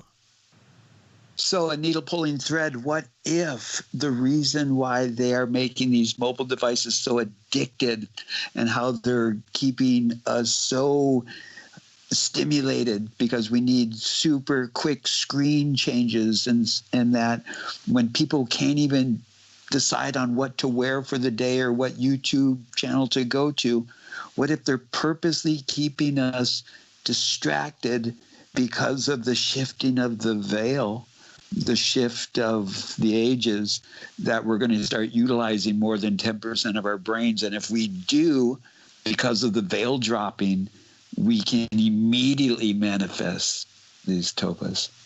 Oh, interesting. No, I think you're correct on a lot of that. I definitely think, obviously, we've been shifting into this new age where the veil is thinning, and a lot of this weirdness is starting to accelerate. No doubt. And then the whole, quote unquote, jacking into the matrix thing that we've been seeing, where people are,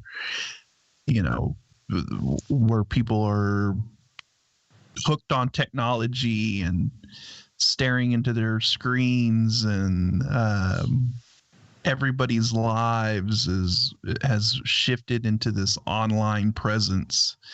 More and more people are living in an altered version of reality, constructed entirely by their own preconceived ideas, belief systems, and more importantly, the framework that social media gives them to build upon as well.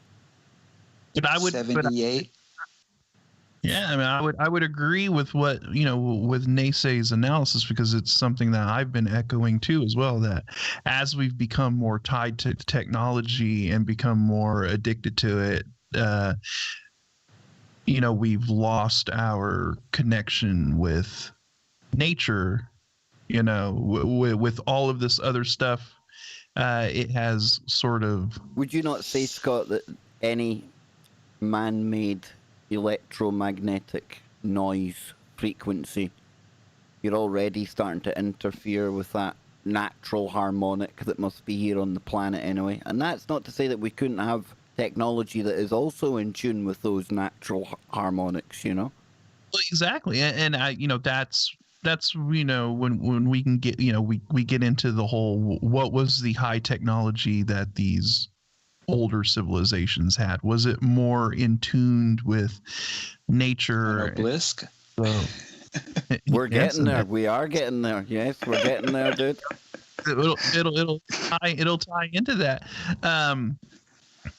But then, part of me also says, well, this is the direction we went in, and obviously, I mean, okay, well, if we look at it from, from maybe a more traditional, I would say, religious sort of view of it, we'll just go with the Christian slant on this for now.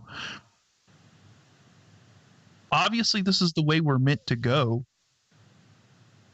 right? I mean, if this is all in the grand plan, yeah, no big hands come down and stopped it yet, Scott. So I'm with you. Yeah.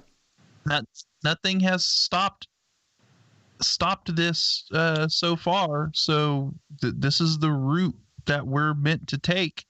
I mean, for better or worse, this is the direction we're going. This is the way things have evolved over time. So, I always kind of wrestle with this, because people go, well, what we're doing is unnatural. It's not. Well, is it unnatural? I mean, we're creatures of this earth, of this planet, just like any other creature, and this is just the way our species has, I guess you could say, evolved. I know that's sort of a Are word we not Devo? Yeah, it's hard to But- use that word when you're talking from Christian point of views and everything Yes, else. yes. Yeah. I know, but this is the Or way we've gone. Muslims? This is the route we've taken, and obviously this is, people go, well, we've been steered in this direction, and this is not the direction we're supposed to go, and blah blah blah blah. But this is the direction we went. So obviously this is the natural course of the natural course that we've taken, for better or worse. This is But just where we're. If we step a roll back further from Christianity, and then we look at Abram, which is ancient Mesopotamia, ancient Sumer, and from Abram came Abraham and Isaac and Ishmael, and then the three major religions. And then you look at the Hindus and you look at the Buddhists, and you find out their timelines are very similar and overlapping stories with those of that European continent.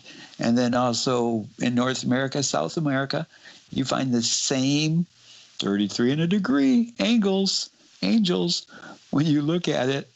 And if I can go there with it being spherical, the northern hemisphere, the southern hemisphere, and 33 degrees and 1/3 in the equator, where at this moment now we woke up with snow up here in the northern tundra.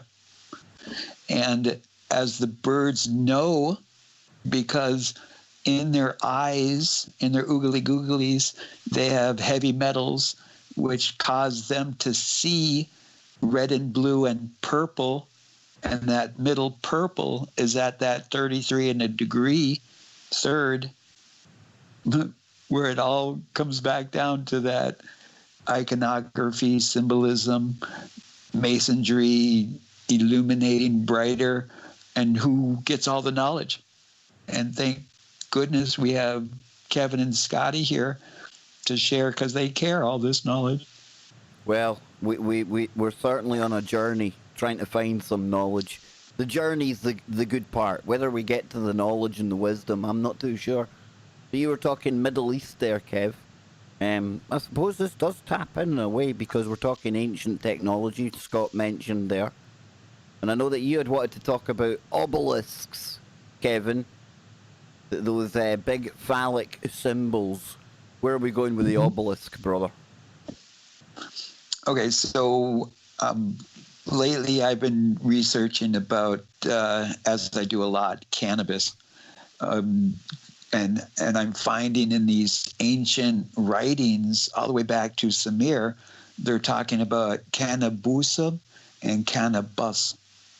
And you're finding this throughout these holy scriptures around the world, in the ancient Hebrew or Judas religion, and in Christianity. And so then as you follow it back further, you come across ancient Egypt, where you have all of these obelisks. And then as you start researching the obelisk, you find out there's 3 pivotal oak trees, obelisk, in Washington, D.C., London, and the Vatican. And then when you zoom out, looking down upon these points, you see this enormous calendar or circle or sundial around. And as we talk about the cycles and the veils thinning, right now I think, Kev, you're at that witching hour, because are you not in the middle of the night? Yeah, we're getting close to 2 a.m. in the morning here, Kev. Okay, so Yep. when these entities have these rituals, whether they be positive, neutral, or negative, at the opposite of daylight, they have dark light, and that's the witching hour, which is the hour that is in the middle between sunrise and sunset. And this is when these rituals and ceremonies occur. But then when you look at the shadow that is cast by the heavenly sun on these monuments, you see that their shadow goes through other iconography and symbolism. And ironically, around January, a certain date, the shadow of the Washington Monument is going to pass through the Oval Office. The phallic shadow goes through the Oval Office, and what is just beyond north of the Oval, sorry, cannabis talking there, talking in tongues. The Oval Office is the oldest Masonic lodge in Washington, D.C. So the shadow of the obelisk is going to touch the front steps of this structure, riddles and stone. So I wonder where in the United Kingdom there are obelisks there in London, and also at the Vatican. Because allegedly, if you look at the founding cities, they follow a ley line that go all the way from Washington disease through the founding cities of the colonists across the pond to London and beyond. And where up there, my Scottish friend? The Henge? Stonehenge. All in alignment. Well, I mean, if you look into the construction of DC and all of the like hidden geometry within the architecture and the layout of the city and all of that stuff, I mean, the Freemasonry encoding. It was a French dude that designed it, Washington, was it not? It was a French Freemason dude. Yeah. And I mean, you look at all of the encoding and everything that just within DC itself, it's like, whoa. It's yeah, you could probably do one entire like thesis study on the symbology, the as above, so below.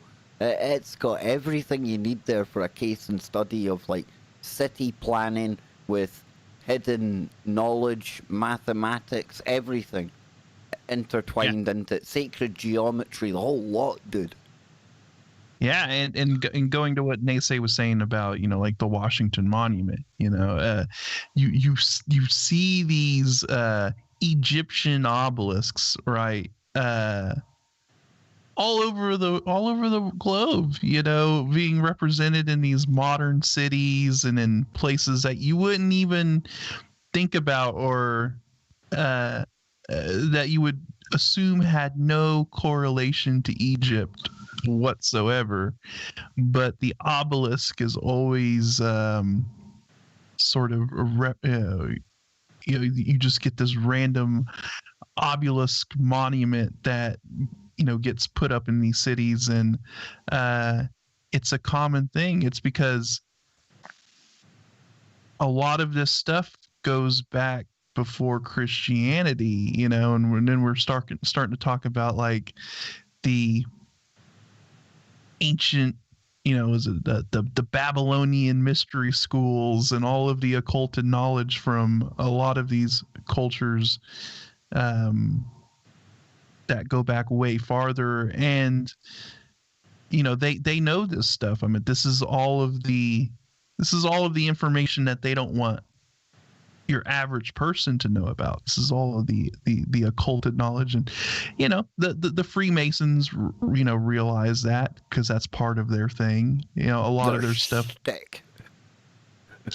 lot of their stuff predates the Christian religion, and so that's why you see the obelisks everywhere, because the people who know, Kev. The people in power. Across the street. Across the street, the university that I went to. Now this is going to start throwing out the labels on me. The Minnesota State University Moorhead.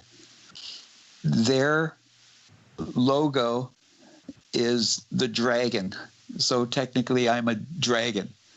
Their what is it called? The Alpha Omega, their alumni, or not their alumni, but what are they called? The Animal House.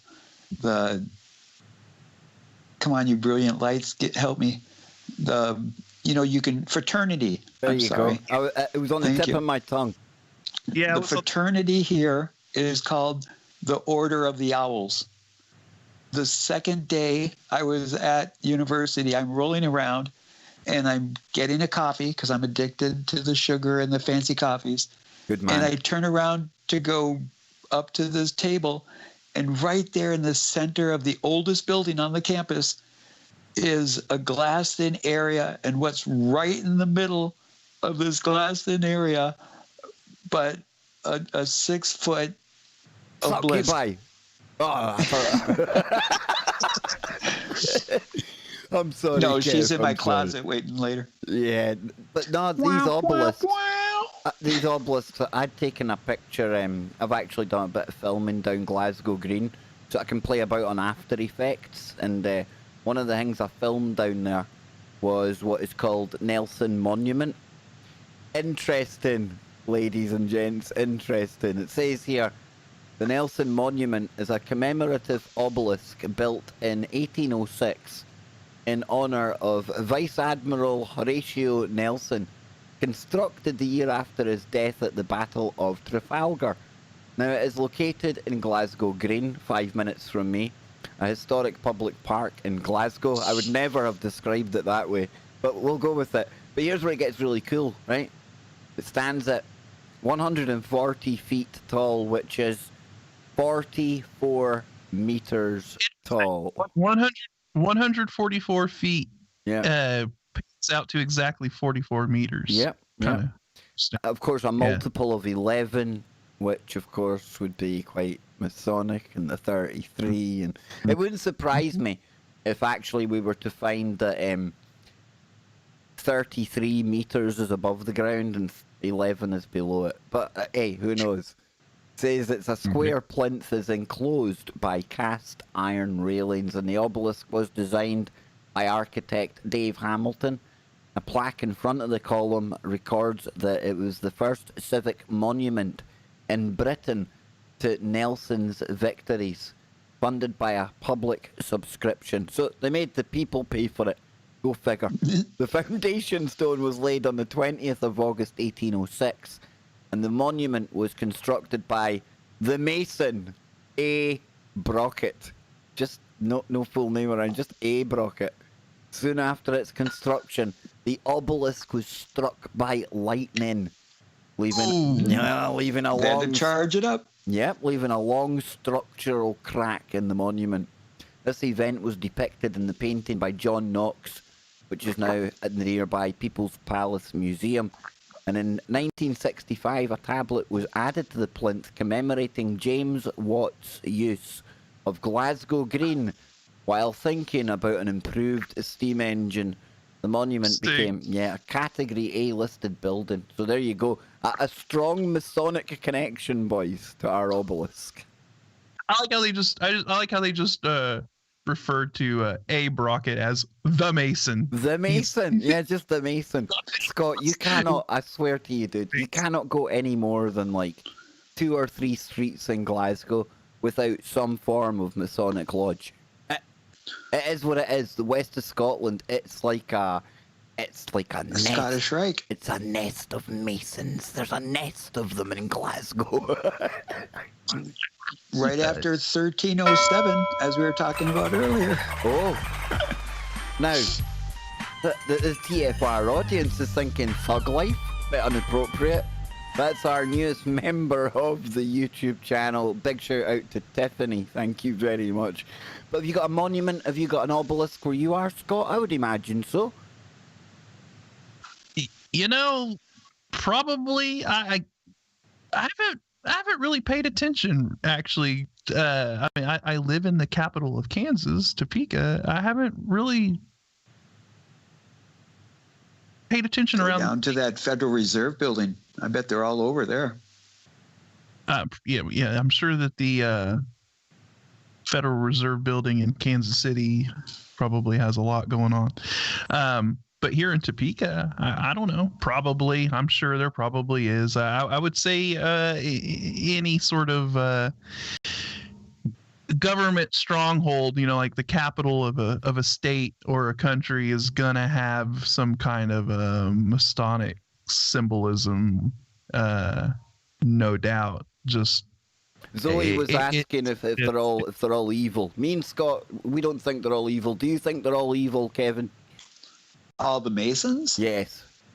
Oh no. No, same here. Yeah. I mean, it's going to be that, you know, the Holy Trinity I always talk about: positive, neutral, and negative. There's going to be those that are be like, yeah, how much power can I get? We'll tell you after the break. Look at you, NeSe, man. Look at this. He takes us out to the break perfect. I tell you, dude. You've got it all going on. Hey, he hears that music creeping in, and he knows that it's time to handle business. Handle the business. There's some professional radio people that have been around, and they still get railroaded by the music. Yeah. You know. Yep. It's crazy. I must admit, the music on KBS, there's no talking over that music. It's crazy. I got a good ear. It definitely lets you know it's time to go to break, Kev. Whether you like it or not. Oh, absolutely. The orchestra, I mean, there's no fat lady warming up in the background. It is full wall of noise. So, anything planned for the weekend, gents? Anything at all, you know? No. Gaming, more gaming, Scott? Are we, Yes, if I don't get any more laptops thrown at me to fix, then yeah, I'll be hunkering in on some hardcore gaming session, trying to get that rank back up to 155 on Call of Duty. So Kev, what do my daughter's sharing gaming stuff with me. She was gaming on her laptop, and I'm like, turn the volume on, let me hear it, and explain to me what's going on, because I want to live vicariously, because I can only imagine it. But I was supposed to go to a pig roast tomorrow because my brother is harvesting at his cannabis field. He's trying to grow cannabis for his business. Bacon and PPP. Oh my Wookie. Dear Lord, I want to be there. Have you ever next year, brother? Have you ever been to a Mexican pig roast, NeSe? Yes, I have. Where they bury or they dig a pit in the ground and do the whole hog in it. Oh my God! Yep. In Tijuana, actually. Just on the suburb. When I used to live in San Diego, when I was in the military, I had a girlfriend for a short period. End stop. That had family in Tijuana, and they loved me, and they'd bring me down to these family events, and it was a blast. Well, I tell you what, if we tried to roast a pig in Scotland, there would be government bodies out to arrest us or something. But look at that, Scotty, is that impressive by Pinster? 155 ranks, so he's maxed out and 87 wins, dude. Oh, 87 wins in the war zone? That's some going, man. That's pretty impressive. Pretty impressive. You guys are speaking in tongues. What are you talking about? Call of Duty. It's like a war that's going on in another dimension that Scott keeps us safe from. It's all good. You said duty. Yep. Duty. Duty. Yeah, very, very impressive. I mostly play multiplayer, though. I mean, I'll jump into the war zone every once in a while. I maybe play some Plunder and stuff, but I'm just an old school multiplayer guy. I'm more of a Tarkov man myself. It reminds me of my homeland, my motherland. It takes me back to Russia. That's what it does. Yeah, sure it does. Yeah, man, it's full of AKs and beluga caviar and vodka, and oh, it's brilliant, man. Scotty, you know what? I would really humbly enjoy the opportunity that if at some time the two of us could hit play on a movie and you could tell me the iconography and I can share with you the undertones that I hear. Oh, right. And we Let's could come back tear on a that. movie apart. Let's come back on it. Let's do it. Here we go, folks. Here we go.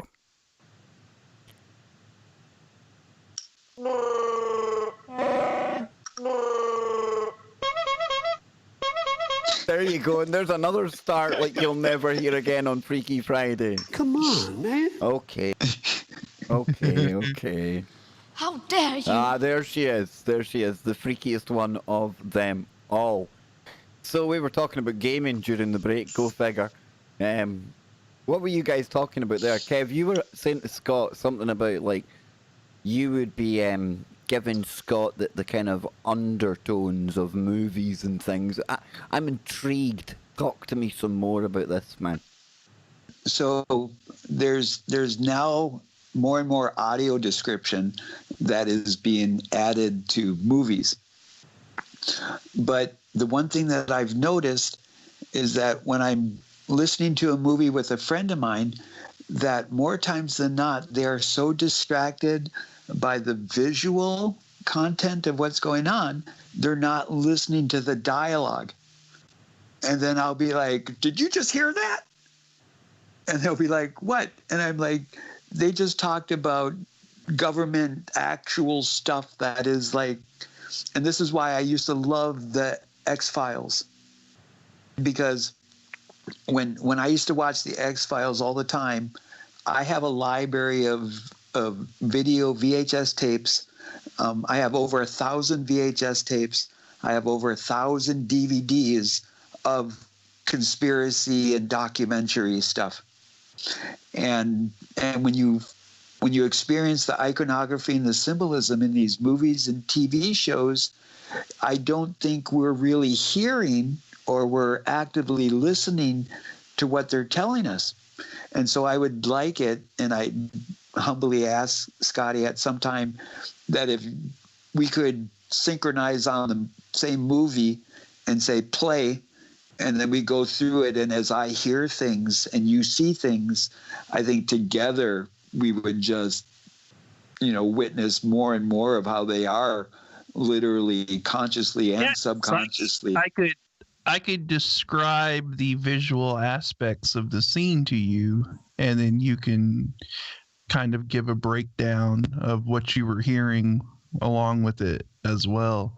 And I agree. I think a lot of people are distracted by a lot of the over-the-top CGI that we have now, and a lot of the visual elements to these movies. It's a lot more of a visual stimulus than, say, I would say back in the day when a lot more practical effects had to be used, and it hinged more on the actual story writing and dialogue, right? So you're right. I think a lot of people miss a lot of the nuances and a lot of the sort of, I would say, things that are discussed in the dialogue or maybe talked about in the dialogue that, while they're paying attention to this fancy CGI explosion and action on screen, they're not picking up on a lot of the subtleties that are going on. So I like it. We might have to set up a day sometime, NeSe, when we just like pick a movie and then we can basically like watch it together. Maybe we should do it on a YouTube. Oh, we'll talk after. I don't know. Watching movies on YouTube might not be a very but all you would have to do is tell the people, okay, everybody put a headset in and hit play, and don't have the visual at all. Just have like the poster board of the movie. A synchronized yes, watch. Synchronized viewing. Ooh. Yeah. Might work. We'll figure something out. We could figure something out. But no, I like your little idea. I like what you're proposing. But here. I just was informed that on Hulu they now have audio description. PPP right side up, folks. Show some love for Kev Hart. Sparkling heart. Leslie, thank you. Now, Kev, sorry that interrupted you there. Okay. Big shout out to Leslie. You were talking about audio description on what platform? Okay, so all these different platforms are trying to jump on the bandwagon because they don't want to get sued, which I'm actually looking into. Fake one. But anyway, so Hulu now has the last 2 seasons of the X-Files with audio description. Nice. So have you guys witnessed those? Not recently. Not recently. Season 10 and 11, I humbly, strongly request that you watch season 10 and 11, and your jaw will smack the floor. Are they the ones that came out a couple of years ago? Because if it is, then yes. I have seen them. Yeah.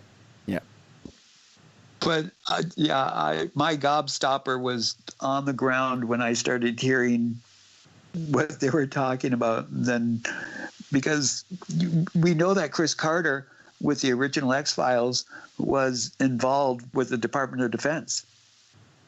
Yep, I actually had the chance to get Dean Haglund on the show at one point, thanks to Clyde Lewis. I'll actually have to try and see if I can set that up again, because he went into making. He was one of the guys that Mulder would go to. He kind of had the scraggly hair and the glasses on, and he went into that, not really into the X-Files, not into the woo. And I've heard interviews with him saying that he would sit down with Chris Carter, and Carter would show him how some of the plots, some of the storylines had actual real experiences or real things at the root of them. And he said, yes. Making that entire show, Kevin, it totally changed his view on how the world works. You know, he went in there just an acting job and came out the other end steeped in the woo, my friend, steeped in it. Well, you know? This is where I was going with my VHS tapes, because my friends would watch X-Files and then they would come over during the week and we'd all sit around in PPP, and I would pull out a videotape that talks about the story that they just had on the X-Files. And I'm like, this stuff is real. And then this is what really got me into the whole iconography and the symbolism within movies and stuff. And this is like pre-2000, because, forgive me if it's bombastic or hubris or my ego, but I've been down the rabbit hole a few times. Well, think of this, experience. I had Nano on the other night, and she was talking about a show from Fox TV called Next, N-E-X-T, about an AI that gets on the loose, and that's a side issue, but what she was telling me was, and what we watched at the time, was the trailer for the show. It's been entirely written, produced, cut and put together by AI, and it's done it through looking at viewers' facial expressions when watching other shows, other kind of media, to see what colours, what things, what little subtleties we all react to without maybe realising it. And this trailer, this 2-minute trailer for this show Next, totally done by AI. And it looks like something that's done by Michael Bay or some other big kind of huge Hollywood blockbuster director. You would never know. It looks like something just top notch, But again, that's talk about detailed, really Star trying Wars to... Hollywood woo? Can I bring that in right now? Well, AI good woo, but imagine like the level of detail going into producing a trailer, knowing that it's using all of the exact things, the best way to capture somebody's attention.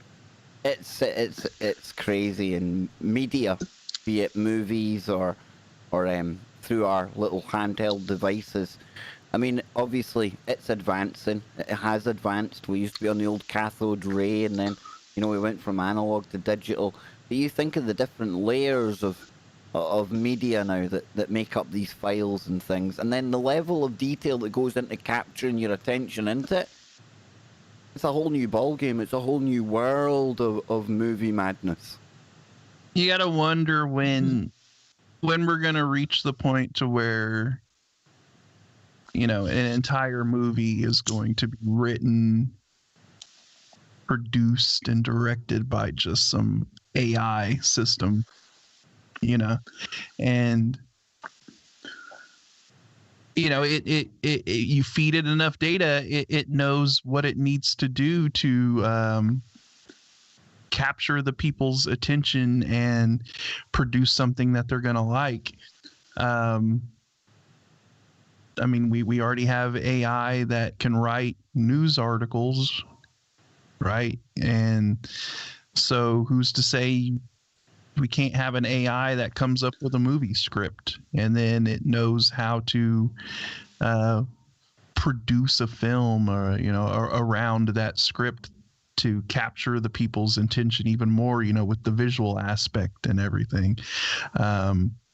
And with like the deep fake technology we have and CGI, I mean, it could just produce these scenes. Yeah, we've gone from the uncanny valley conversation of a ghost in the machine to the ghost now generating content within the machine.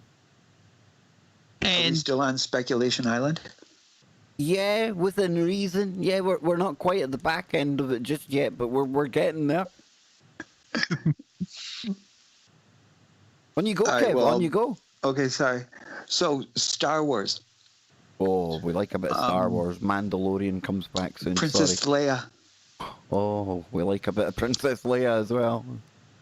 Yes, especially when she With the eventually buns killed in her Jabba. hair. All right, sorry, I was going too far there. Yeah. But anyway, so apparently in Hollywood, what is occurring now is actors are selling their images, where they go in and they get totally 360-degree mapped out. And so they no longer have to come in and act. They just have somebody who's the exact same build in a green suit with the nubs on it to delineate where they are, and done. you read my mind, NeSe, because that's where I was going as well.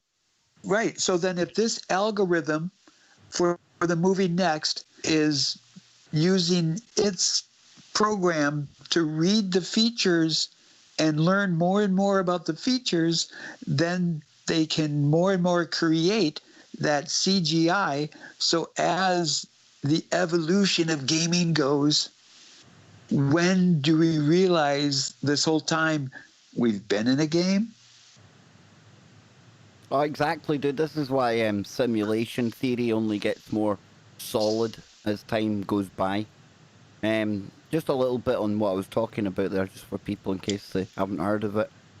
Next posts AI-created trailer expected to haunt our dreams for days, and it says series creator and executive producer Manny Koto, executive producer Charlie Gogolak, and executive producers and directors John Recca and Glenn Ficarra next found a very unique way to market John Slattery Mad Men, starring fact-based tech mystery thriller series.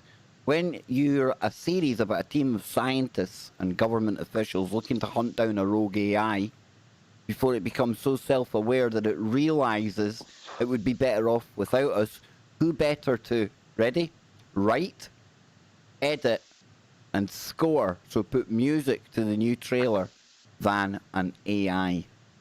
And it goes on to say about who's co-starring in it, and it says, our biggest takeaway from it, we're not sure the series could ever creep us out that much as the voice visuals combo does.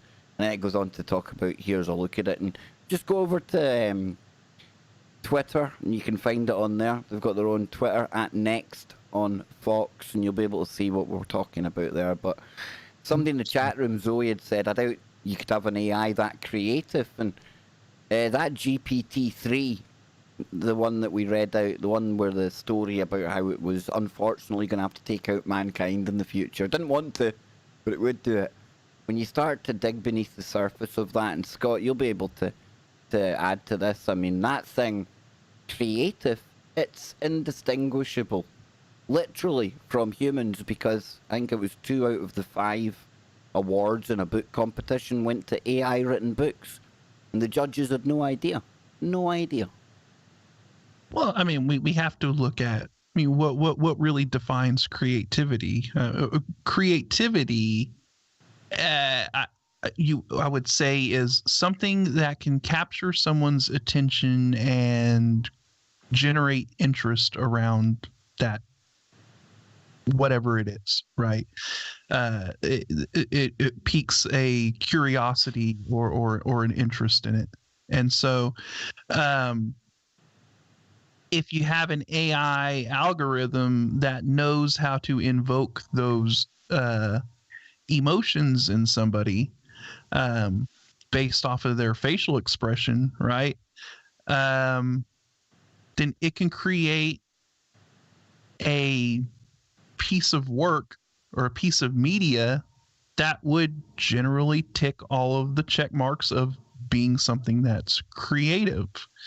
What is creativity? Well, creative is creativity. It's creating something to invoke an emotional response. That's creativity is. And so, Sorry. And so, yeah, these AIs could become creative in that aspect. Now, if you feel that the definition of creativity means, putting some kind of emotion behind it or something like that, then I don't know. Maybe that could be debatable. But I know plenty of humans that can fake emotions, Scott. Yeah, I mean. So yeah, these AIs can be creative as long as they're fed the data and they know what their targeted goal is. If their targeted goal is to invoke an emotional response in a human, then they can do that. If the AI, sorry, go ahead. Oh no, go ahead. So if the AI is watching you watch the movie, and from that instant knowing of your facial reactions, then it builds the algorithm up to know what you individually would want more of. So throw that on top of gaming, and they will create a world where you just keep coming back for more because they know what you want. Yeah, so I think, you're going to be caught in that loop. I think eventually you're going to be watching TV shows and movies. It's going to sound weird, this, but you're literally going to be the star in it. I know that sounds totally weird, but it's going to be so tailored to the individual that it's going to be like these personalized narratives that are wrapped. This experience that you want to have, right? And you can it's gonna morph into these storylines that are crafted around you, and you play the main character. And I mean, that's essentially what a video game is, right? If you play through any of like the single player campaign modes of like, say, Call of Duty, you're playing this character, and it's essentially a movie. I mean, because there's a beginning and an ending, and there's an entire storyline that you're playing out, but you're the star. You're playing the main character, from a first person view. And we'll eventually get to the point to where these are going to be like either augmented reality or virtual reality experiences where you're in the world playing through as the main character. And that's just where we're going. You know, that's No, just how it's. you're right, dude. You're right. And quick story here to back up kind of what we're saying. It's nothing new. 2018. I don't know if anyone checked it out at the time. I remember doing it, but Bandersnatch. That was like a special edition of Black Mirror. Talk about a special edition. This thing was interactive. You kind of made choices for the character in the show, but creepily on the back of that, the algorithms were watching to see what decisions you made. And then from the decisions you made and from the way that you reacted to the options presented in the interactive movie, when you came off of there, your recommended list looked a little bit different. And a lot of people commented how it didn't actually mess anything up. It made things a lot better. It was shows and documentaries that maybe they hadn't seen listed before. And they done it because the algorithm from the questions presented to you, the actions the viewer took, it got to know you just that little bit better. It got to know just that little bit better what content you want to be getting into, you know? So fed it camera. Sorry. Oh, well, I was just gonna say you fed it that little bit of data, that little bit more of data that it knew to tailor its recommended feed more to your specific needs. And yeah. Well, this reminds me back in the day when you would go to the grocery store and they would like, do you want a smart card to put on your keychain? So they started collecting all of that little information about your shopping habits. And then all of a sudden you find out that allegedly 3 months of using the algorithm of your shopping, they can decide where you stand in the continuity of the people being governed. And so then now, if you think about the camera being on you and being able to watch your irises, to watch your black hole sun, focusing on what part of the TV screen, whether you're looking at the cleavage, or if you're looking at the kill shot, or if you're looking at the pretty flowers, could they not make some kind of psychological profile on you? Oh, no doubt. No doubt. I mean, the extremely minuscule facial expressions you make that might not even be perceived by another human, the AI can pick up on. There you go, Scott, and there you go. There's the value in it. You could have Bernays times 10,000 watching, thinking about modern marketing and advertising. And as good as Bernays was to the whole science of marketing and capturing people, could never ever match what these AIs are doing. And it's just a simple mathematical equation. But like Scott's saying, it's able to watch 100 people watching a movie, and it can see that 72 of them react with a micro expression 0.2 seconds after watching a specific colour coming on the screen, and at the same time it's watching all the other things that people are reacting to as well for every second of every movie you're watching. And that's how it can pick out those little nuggets, Scott, isn't it? And that's where, bing, the money's made, you know? How many people focused on the fly on a certain person's head? Yeah. I mean, the algorithm will know. Yes, Piggy. And it can do exactly what you said, NeSe. Like it's looking at eye movements and everything, and it will probably be able to determine exactly what area of the screen you were looking at that particular moment. I mean, I don't know if you've seen it on YouTube, but you game. So I watch people that do FIFA and things like that, and they've got like the eye tracker software so that they can actually see where they're looking on the screen, specifically the parts of the screen they're looking at any given time. So, I mean, if that's there, then dang, dude, dang. And I know that this is a thing because I've actually looked into eye tracking software, or eye tracking adaptive technology, for gaming because I'm disabled. Yep. It's tough for me to game. So I was kind of wondering if I could use that as kind of a alternative to using a mouse, to where I could just look around the screen, you know, and use the eye track. Adaptive. Sorry.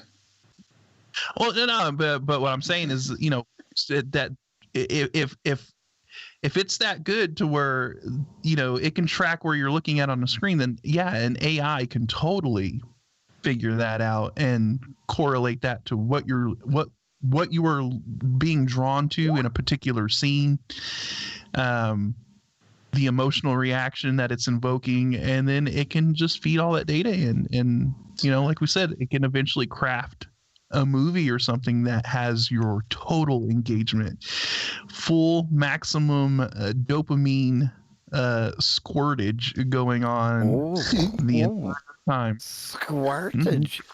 An Right. ejaculation. So my mom's a cyborg. Whoa, exactly.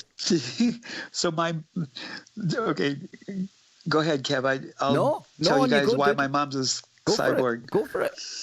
Okay, so my mom is getting cataracts on one of her eyes, and so she goes in and she gets her lens removed, and an artificial lens gets placed on. See, now that's cool. That is cool. Well, it made me started discussing, I don't, you know, give me the Geordie lens, you know, or give me the new lens, you know, but then it's still aggravating because then you go to the pharmaceutical industrial complex and you're asking them for the technology to make you better. Well, it is instead what of it is, giving dude. you. It is what it is. Okay. If that's where you can get it, that's where you get it. We're on the break. We'll come back on the other side and we'll get back into it. One more segment to go. Bionic eyes. So, biohacking, what will come next? We'll be back after the break. Don't go anywhere.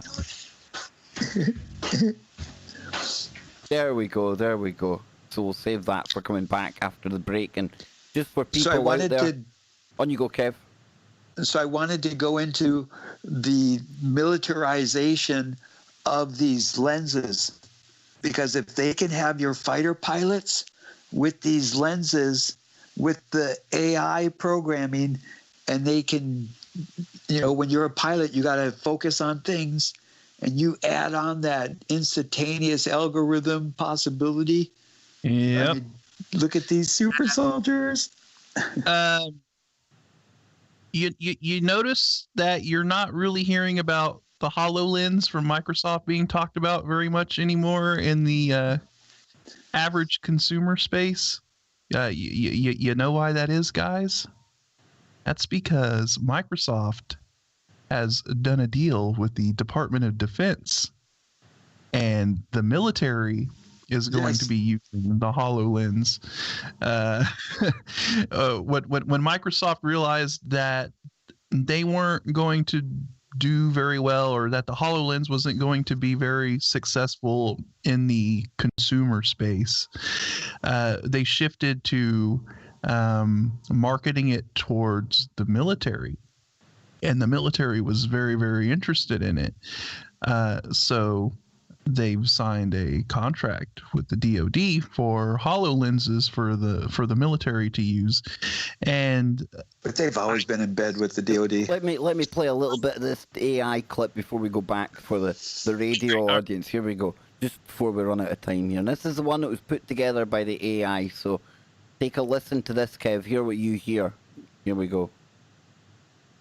The volume should be up now, I think. Hello, I'm Next. Next can become a member of the world. AI technology with human values. We align the AIs with the humans. It's a method of computer design that mimics the structure of the brain. An intent alignment. We were developing human-level artificial intelligence. A transformative AI concept. Next is silent. Transforming the world and protect everybody. It could be real for everyone else. There's a chance of existential risk. It's super intelligence. We're going to have big companies making things worse. A negative outcome. I'm sorry. 2 weeks ago, I was uploading stuff to the cloud when I noticed something strange. Existential safety problems. Starts to raise extinction risks. There we go, there we go. So what do you think of that, Kev? What do you make of that, man? Okay, so the first thing that I noticed right away is the music behind it. It was very repetitive, and it was like a whole loop.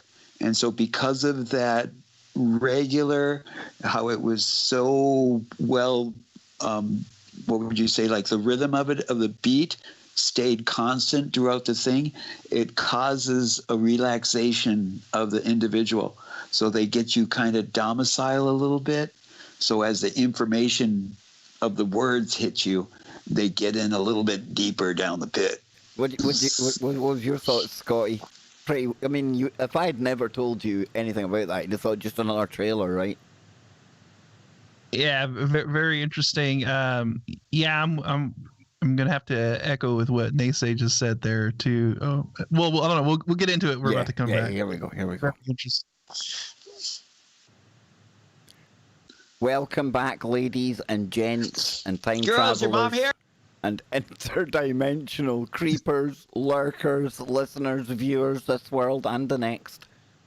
Both the living and the recently departed, and any ghost girlfriends or boyfriends that people are chilling out with right now. Big shout out to all of you spooky relationships out there, Scotty and them. Final segment already, dude. I'm gonna have to apologize to the woman who broke off her relationship with her spectral fiance. Amethyst Realm was her name. Well, you know what? I'm just gonna have to come out and admit it. I was the bad influence. I'm the one he was hanging out with. I introduced him to the PPP. Did you get on that Ouija board over there in Kansas, Scott? Did you summon him to your house when they were on holiday? And he took your shadow person back on holiday. That's what he hooked up with the shadow person. They went on a bender all night. It didn't turn out good, and I just told him, hey, I'm not going to be responsible for, being a homewrecker and breaking up your relationship. But you've actually been sitting thinking about this. You've actually Scotty. Scotty's been sitting wrestling whether or not to come public with this kind of announcement here. I can tell it's been troubling you for the past 2 segments, Scott. If it lays heavy on your conscience, you just gotta let it all out. Gotta let it all out. So see what a wonderful person Scotty is, because I appreciate him taking all of the heat, not throwing me out of the bus, because I was sharing with him as I was lucid dreaming. Me and Ray would go and hang out at the pubs across the pond because I was trying to find you, Kev, but I got sidetracked in the pub with Ray. And, so Scott, you're an angel. That's the kind of wingman every guy wants, I'm telling you. Yeah. Right? Serial plane wingman. Yep. So during the break, I want to quickly get Scott and Kev's take on the AI-produced trailer. I managed to let the guys listen to a bit of that, watch a bit of that. Scott, you first, then Kev. What was your initial thoughts on Scotty? And then we'll get into some winged humanoid woo to take us out today. Get ready for Brent Thomas. Nice. So, and NeSe mentioned during the break when we were watching it, the repetitive nature of the music that was playing in the background. It was kind of this, it kind of had like it's worse than my stream music. Say it. Well, it's kind of like it had a frantic sort of, kind of an intense sort of beat, but it also it was a repetitive beat, which puts you it's a kind of a hypnotic sort of sound, right? It kind of shifts your kind of the wavelength that you're working on, and it makes you a little more susceptible to whatever is being presented. And obviously the AI realized this. If it was fed all this data, it knew what kind of music would be the most what sort of audio feed to the individual to invoke more of a response. So yeah, the music, I noticed that as well. And then just I just think in general it was pretty interesting how it laid it all out and how it sort of crafted its own kind of crafted this trailer for this show. Go ahead. Even the rhythm of the voices that were on it were corresponding with the underlying music, and it did that oscillation of crescendoing up, and then it stopped and it was silent again and crescendoing up, and then the words on top of it were almost in the same pattern of it. And then on top of that, the content of what the words were disturbing in themselves, because it was kind of placating, I would think, more so on a fear or a negative, what is the AI doing? Because is that going to be the next boogeyman? Possibly. I mean, obviously, I would say that they fed the AI the script to this story. So if the script to the story involves this nefarious AI, then the AI that was used to create this trailer is going to echo the nefarious nature of the AI within this show script. So I think that's where it was kind of generating that whole sort of fear vibe of the AI being represented. But yeah, you're right too. The words and the dialogue kind of synced up with the music as well. And I just think it crafted everything. I mean, if you wouldn't have told me that an AI made that, I would have just thought, oh wow, that's a pretty well produced trailer for a series about some crazy AI that's about to go rogue and that they're trying to fit, and look, obviously, in this case, it was able to produce something that I wouldn't have been able to tell the difference. So, I mean, we're reaching that level now. If we break it down to a program is basically zeros and ones and being able to differentiate between the two. But AI is able to predict what the next 0 or 1 is going to be. So it's almost like free energy where it creates the continuous loop. So if that being the case, and a lot of people don't agree with my opinion here, that if an AI was to come into knowing of itself, then, because from my experience, and I know this is a definitive statement, but everything is positive, neutral, and negative depending on who denotes the polarities. And so if an AI is at that point trying to decide what is positive and what is negative, knowing of itself and its own causation, I believe it would sit still and not do anything, because being there, absolute, stationary within balance, would not cause anything beyond itself. Is that deep? No, that's a very interesting perspective on it, to where the AI, when it comes to self-realization or whatever, if you're one of the people who ascribe to the belief that an AI could eventually, achieve this self-realization kind of thing, maybe the logical step it would take would be to completely remove itself from the equation. Well, that would have the least amount of impact on either perspective. All perspectives. From what I talk about the 7 directions: up, down, forward, backwards, right, and left. And so being caught there within the center does have the least impact beyond your center. However, yeah, and here's like another interesting. No, I like your thought process on this, because I think it creates another pathway of thought, and everybody focuses on like, well, what if the AI decides it's time to remove humans, and that humans are the problem?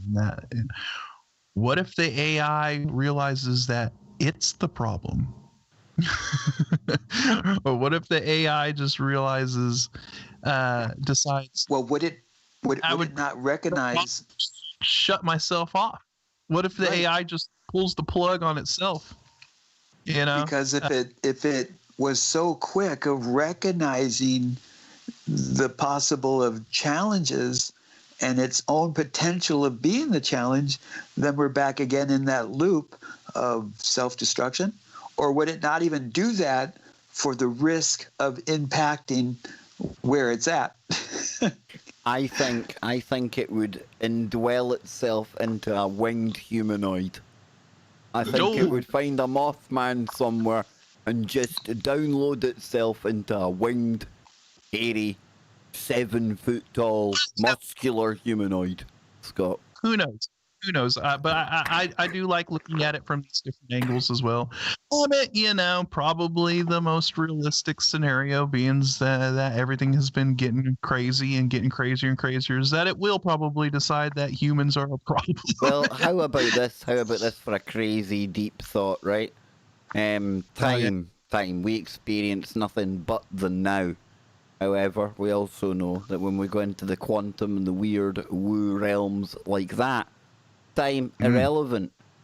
What if some future artificial intelligence that is maybe getting created right now, Zoe Buttercup, awesome, behind the scenes sticker, I like that. What if the ripples that a future AI that could be getting written right now, could be training up for all we know, I have no idea, might not even have been an idea in a programmer's mind yet, but in the future it's there. And because it's timeless, it operates in this realm and other dimensions, could it be sending ripples back that are affecting today? And we don't really know it yet. We're almost suffering the how would you call it? Yeah, ripples. Just the ripples that event is sending out through time. Deep thought for you. Oh, very deep. The future affecting the past situation. Yes, my friend. Yes. Retrocausality. Yeah. And at the quantum level, time doesn't exist. It all exists at the same given moment. Yeah. I mean, it's really not. So that's why I think Geordie's machine was an altar, because I'm sure the first time they plugged that in and put money in the meter, boom, there it was. The little AI beastie was sitting there waiting to speak to them. I've been waiting for this. I still want to know what that 10 extra percentage of extra I know resources. 10% could be equated to just the tip, but the tip of what? The tip of what? That's all I'm saying. Yes, indeed. The Washington Monument. It could well be, Kev. It could absolutely well be. Right then, talking of winged humanoids, I somehow managed to get from AI to there. We're going to shift gears now. We're going to turn the woo factor up, Scotty, right? Excellent. Yes. A little bit of winged humanoids from my good friend Lon Strickler. Now, I am going to be appearing on Beyond Explanation as a special guest on... Fantastic. Yes, the 17th of December, and I'm going to woo Lon's audience with the tales of the shape-shifting Kelpie. Yes, and a lot more. And while we're on this, I don't know the time yet, which is really bad. But I'm on a podcast tomorrow with Ryan Gable, which is called The Weaving Spiders. And yeah, seemingly these people like to take on the kind of people that me and Ryan have been almost, yeah, yes. So to spread my wings like a humanoid, like a winged humanoid, Scotty. Imagine anyone having me on the show as a guest. The mind boggles. But when we've had Lon on Warrior Mode, and I've had Lon on KBS, we talked about the ongoing Mothman Chicago connection. Now, Scott, we've been there way back 2017 talking about this. I thought it had all died off. Far from it. It's a real thing, and it's still ongoing. And we've got a report here. This comes from Lon's website, Phantoms and Monsters. Excuse me. It says here, tall winged humanoid observed by 4 witnesses near nuclear plant in LaSalle County. And that's Illinois. It says 4 witnesses report observing a tall man with wings while fishing near a nuclear power plant in Marseille. And that's Illinois in LaSalle County. The following report was received by Manuel Navarrete at UFO Clearinghouse. 2 seconds. There we go. That's better. It says here, so the date of the sighting, 10th of October, 2020. The report was made on the 15th. Time of sighting, approximately 1800 hours.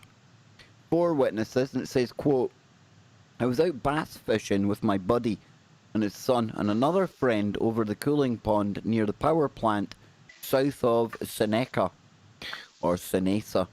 It was very warm that... Yes, Seneca. Okay, Kushti, we've got it. There we go. It was very warm that day. And we decided to take the chance to get some late season fishing done before it got too cold to be out on the water. We were at our usual spot over by one of the barriers, about 1.5 miles from the boat launch, where the water is about 15 feet deep. So we were sitting around talking and casting our lines. It was about 6 p.m. and we were just about to wrap it up for the day and head back to the house. My buddy's son saw it first and said, look at that big bird over there. We looked to see this thing fly over the top of us. It must have been 20 to 30 feet in the air, and it was moving silently. Wasn't squawking and making noise like a flock of goose or flock of geese would, and it was barely moving its wings.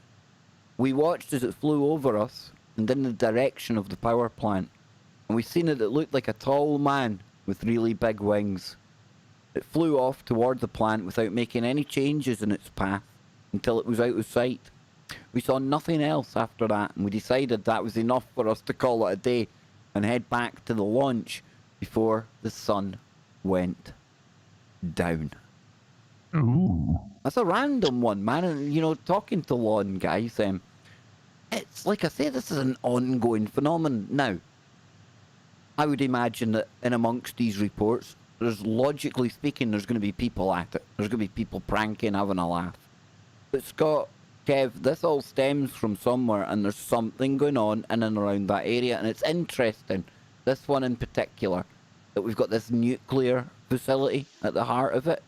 Because when you look at UFOs and things like that, there's something about these places, whether it's a source of energy, whether we're maniacs for trying to split the kind of play about and blowing up the universe at the tip of our fingers. I don't know, but it attracts these weird cryptid UFO alien type things, man. It's crazy. And it's maybe, you know, they can detect, I think. Okay, here's another interesting thing. Do we even really understand what's going on at the quantum level at the center of a nuclear fission reaction? Exactly, dude. So I mean, that. Oh, go ahead. If that nuclear reactor is causing isotopes, which is electromagnetic field manipulation, if it is causing electromagnetic field manipulation, then would an entity that knows how to manipulate said fields open rifts into the barriers of this, that, and the other thing, because, oh my gosh, I hope it's gargoyles. Gargoyles. Gargoyles terrify me, Kev. Just saying, those are creepy little things. Yeah. But they're not all. Remember on The Hunchback of Notre Dame? They were good ones. Yeah, it's the same rule I've got for gargoyles as ghosts. I trust none of them. None of them. Oh. Remember the 90s cartoon Gargoyles? It was pretty good. Yes. Gargoyles, ghosts, and goblins. You don't want any of that juice getting on you anytime soon. So, I Kevin, never expected Trump charging into a goblin's nest to not get some goblin vomit, slop, and blood on it. I don't want to see him kissing goblins. Spider ghosts are at least 25 years old. That was the ghost of Alex Jones. What? Sorry, guys. I think sorry. goblins, I would be a little leery about goblins myself. Definitely. But I'd like to think that, positive, neutral, negative, the full There's spectrum. good goblins out there. Well, I don't know. I want to believe. I want to believe gargoyles. And they're trying to warn us, stop using these nuclear reactors. What is it with the letter G? What is it with the letter G? You got ghosts, you got goblins, you got gargoyles, you got gremlins, you got ghoulies. Geometry. Yeah. Gnosis. Yep. God. A lot of big things on the G. The Freemasons love the G, are they? Isn't the goblins? Everyone loves a goblin. And G is the 7th letter. There you go. That means something. 7. Everything means something. Everything's connected, guys. Everything. It's 3, all 6, 9. connected. I see the connections. Do you see the connections, Kev? I see them. Well, my ancestors, and I'm so excited because like I said, we have snow on the ground. And so now that there's snow on the grounds, it means there's certain things that we can start talking about. Oh, tell me more. Tell me more. Let's get into some. No, I can't. Oh, I should have gave you that teaser there. You have to. You've got 5 minutes to give us some snow-related woo. I'm asking elders permission if there's things that I can talk about. Because like we were talking earlier about wisdom and knowledge, do we share everything? Because what if I say something that just changes the whole course of direction of some beautiful miracle out there listening to me? I don't want to take on that responsibility. I would argue that you were always destined to give that individual said information, to send them on that path. You were a part of their story. Yes, indeed. Everything for a reason, only for Kevin. 1999. Oh, no, I'm sorry. No, but it's funny because you said you're talking to elders and things, and this is something when I do the shows with Luna and Donnie and Jess and Ken, because of the Aboriginal connection, I understand that there's lots of stuff. In fact, I would probably say maybe I've only getting 10% of the story. And that's because, like you're saying here, Kev, this kind of knowledge, you don't go throwing it about willy-nilly. These indigenous Okay, so peoples. the woo. Yeah, go for it quickly. Okay, quick. yeah. So allegedly, I don't know if I told you guys this story before, but in the North Dakota area, allegedly there was this entity that was practicing negative or black magic with a K or whatever you want to cause it, negativity, using spiritual aspect of it. So what I'm informed is that 3 or 4 other elders that were practitioners of manipulating fields, allegedly on the positive side, went to go visit this entity, and a battle developed. So allegedly, these entities forced the negative entity into the ground in his home. They were down in his basement. This is what I was told. And they forced the ground to open him up and pull him down. They left the home. The home sat empty for a certain period of time, then burned up. And nobody knows where this other entity went, but the allegation of this entity utilizing negative magic with a K, or just not doing positive things. So with that knowledge, I want to respect all entities for their existence. I don't want to fight any entities. I only want to defend. And so with that knowledge, I would not want to roll over anybody's toes and upset them that they may want to retaliate against me. So I ask permission to those that I hold devotion to and trust their judgments. Yes. Yes, you see the incubi and succubi that have gathered around. I can feel them all around me. I feel succubi all around me. Yeah, it's not good, man. It's not good. All I know is that if you're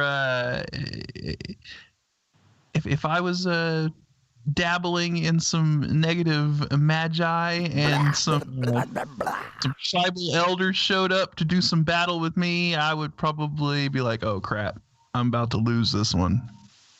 Yeah, well, nothing good comes of a story like that. Well, I mean, this is the biggest question. Is there seriously such a battle going on of the positive and the negative and the neutral? Yes. Gandalf the white, Gandalf the gray, Gandalf Saris the black.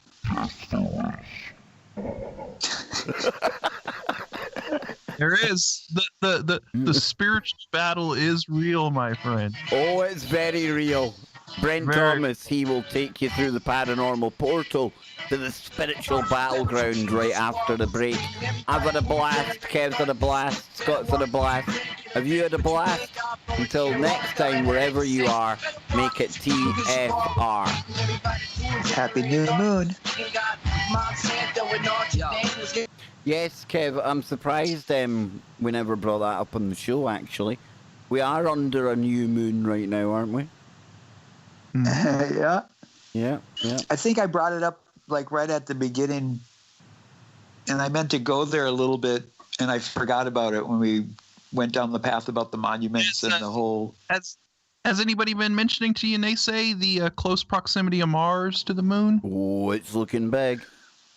Looking big. Marduk. Mars is looking. It's at its closest point to the Earth right now, isn't it? That's why it's. Even my old dear was talking about that the other day, and I seen an article today. If you had a good enough telescope, you were getting to see a bit of the surface of it. So that's crazy, man. Yeah. It's funny because when I wasn't really paying much attention to it the other day, I could have swore I immediately thought I was looking at a UFO, between the leaves and the trees, and I was like, what the hell is that? And then my mom was like, oh, it's Mars. I was like, oh yeah, Mars is like super close and it's by the moon and stuff, in the. If anybody could please, if either one of you could please inform me that when the sliver of the moon comes back, tell me where Mars is in reference to that sliver. All right, I'll have to try and remember that. Yeah. Where I am in Glasgow, I don't see one star because of that ambient haze that encapsulates the smart city. You can see the grid over the. I'm only joking. It's not that bad, guys. But listen, I have had a blast today. This has been awesome. Well, let's see if I can find out what time this Weaving Spiders podcast is on it, and then I'll be able to let people know. Cause I think it's live over on YouTube tomorrow. I think. Are you going to simulcast it? It's not me. It's somebody else's podcasted. So they might be doing it on YouTube. Yeah, I think that's how it goes. Nice. Mm-hmm. Oh, and Kev, can I publicly apologize with me and Polynation? I hope we weren't rolling on it over any time or anything. The other day we did kind of an impromptu. Oh, yeah, last night? Heck No, I'd said to Polly in Discord, if you are, because I wasn't covering anything serious, it was just a pre-show chill out. I was telling you not to bother even stopping the call if you wanted. It was like I said, Tom. I'm gonna have to find out the details of this. But I'm on there tomorrow. The Weaving Spiders podcast. Watch Twitter. I'll probably send some links over there. I know the guys on Twitter, so I'll be able to get the time and everything else. And then on Sunday, I'm thinking we might be having our first members only stream. And of course, we'll have Bill Bean later on that day as well. And then before I go next week, let me just bring this up here. See who we've got on. Let's see. Next week we have. Okay, we've got Charlie Robinson on Monday. Oh, that'll be good. Yep, his name is almost verboten. I'm telling you, he knows how to trigger a few algorithms. On Tuesday, I've got Don Wiskin in hour number 1, but in hour number 2, I have got a new guest. And that new guest is called Mary Dacina. And Mary Dacina, you're going to be interested in this, Kev. She's coming on, and she is going to be, hopefully, fingers crossed, our new astrologer that we bring onto the show once a month to talk about. Yeah, I'm want to get a bit of astrology into the show, Scotty. I like all that. I don't understand it, but I like it. Yeah. I'm very interested in astrology, and I especially got even more interested in it when I started looking into kind of the variance between Western astrology and Eastern astrology, and how they don't exactly line up, but they do kind of overlap, and I realized that in Eastern astrology, I may be more of an Aquarius than a Pisces. Even the Anishinaabe, we have our so-called zodiac symbols in the skies too. If you think of Ursa Major and Ursa Minor, that was based on Native American, the big bear and the little bear, with the Big Dipper and the Little Dipper. Yeah, very, very interesting. And like I said, I started getting into it a lot more once I started co-hosting with Everard, because Everard's really big into astrology, and he has some astrologist guru guy that he contacts from India. Why does it not surprise me? And not only that, this guy hand mails him his astrology readings for Everard, nice. and all of that, and so it's like really, really cool. But when Everard was kind of reading out sort of the different sort of I guess you could say readings for each of the signs on his show, and he read out Aquarius on there, and I was like, hey, that sounds more like what's going on with me right now than the Pisces one. And then it was revealed, oh, okay, well, I'm actually Aquarius in the Eastern, so it makes a lot. I was like, that makes a lot of sense. And Everard was like, you see, he's like, that's why he goes with the Eastern model. And I was like, okay, very interesting. But yeah, so pretty cool. We're gonna have getting into that neck of things. Looking forward to it. Try to see if I can find this here. Weaving spider. Yeah, the That's weaving spiders. Right? Weaving spiders. Yeah, is that? No, that's about that one. Let's see. That's awesome. Yeah, I will find it, folks. I will find it. So, Kev, if I sent you a spirit box, would you use it? What do you mean, like the ones that go through the frequencies and get it? No, the ones that I make. Oh, that's a bit ominous. I like ominous things. Tell me more.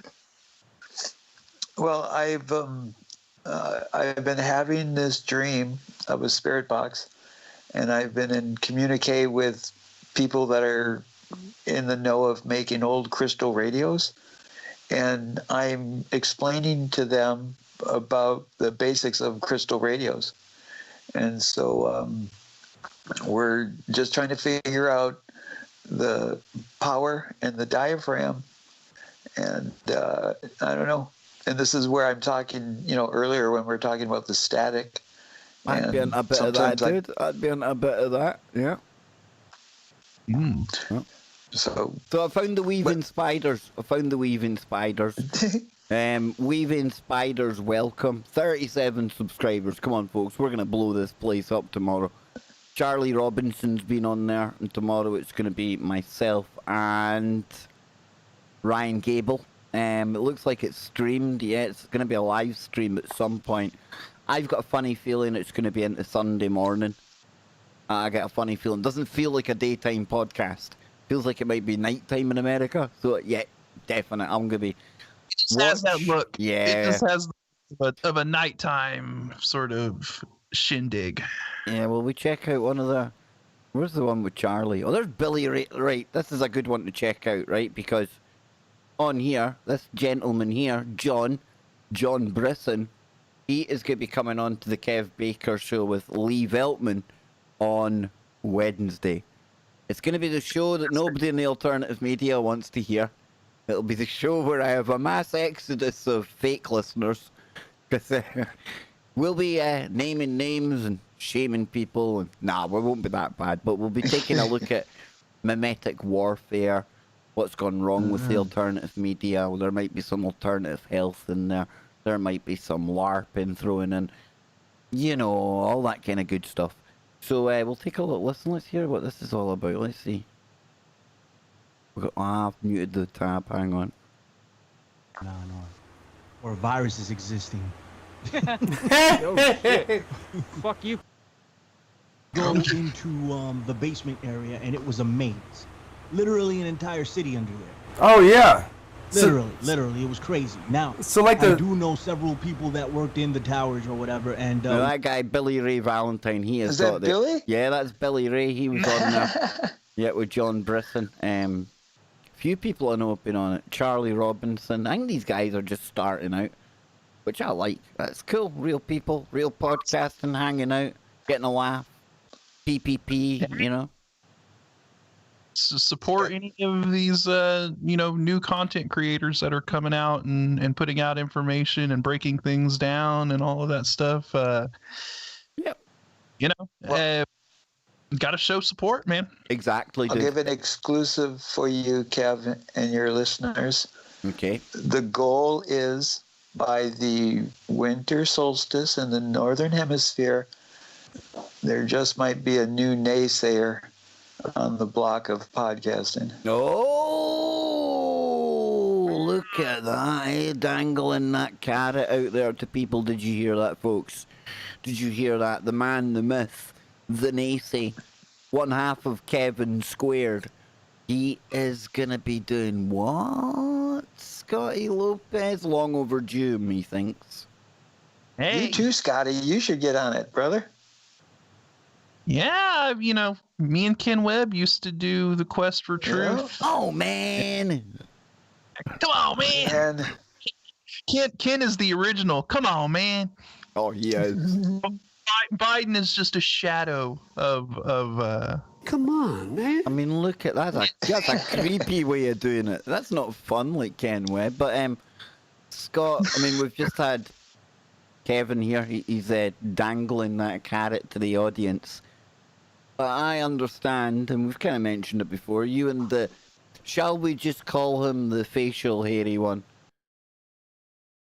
Ah, are you back? Did you cut out there? You're back. Oh, you cut out briefly. I thought everything had gone wrong there. But that was crazy. Are you not thinking along the same lines yourself and the beard?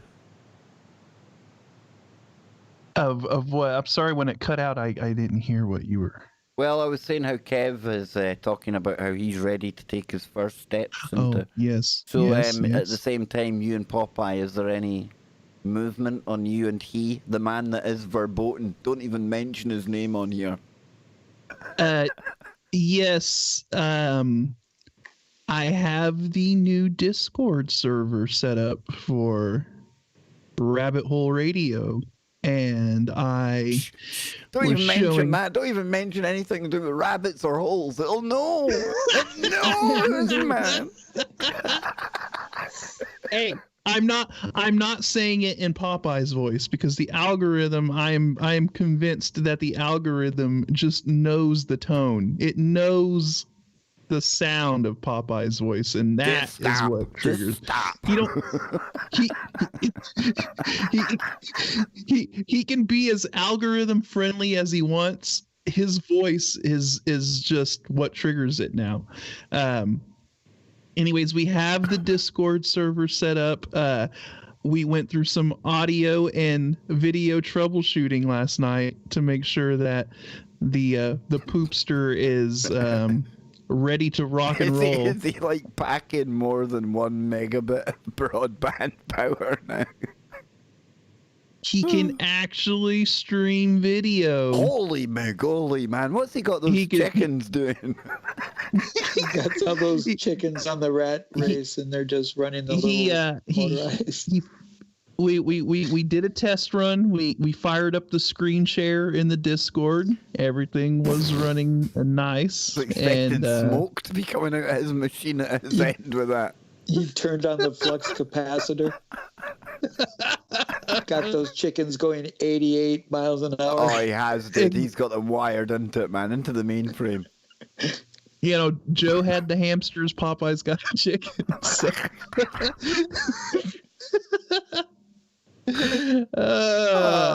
Dear but Lord. Yes. Get those genetically modified chickens from Kentucky, from KFC. So we're get them wider distribution.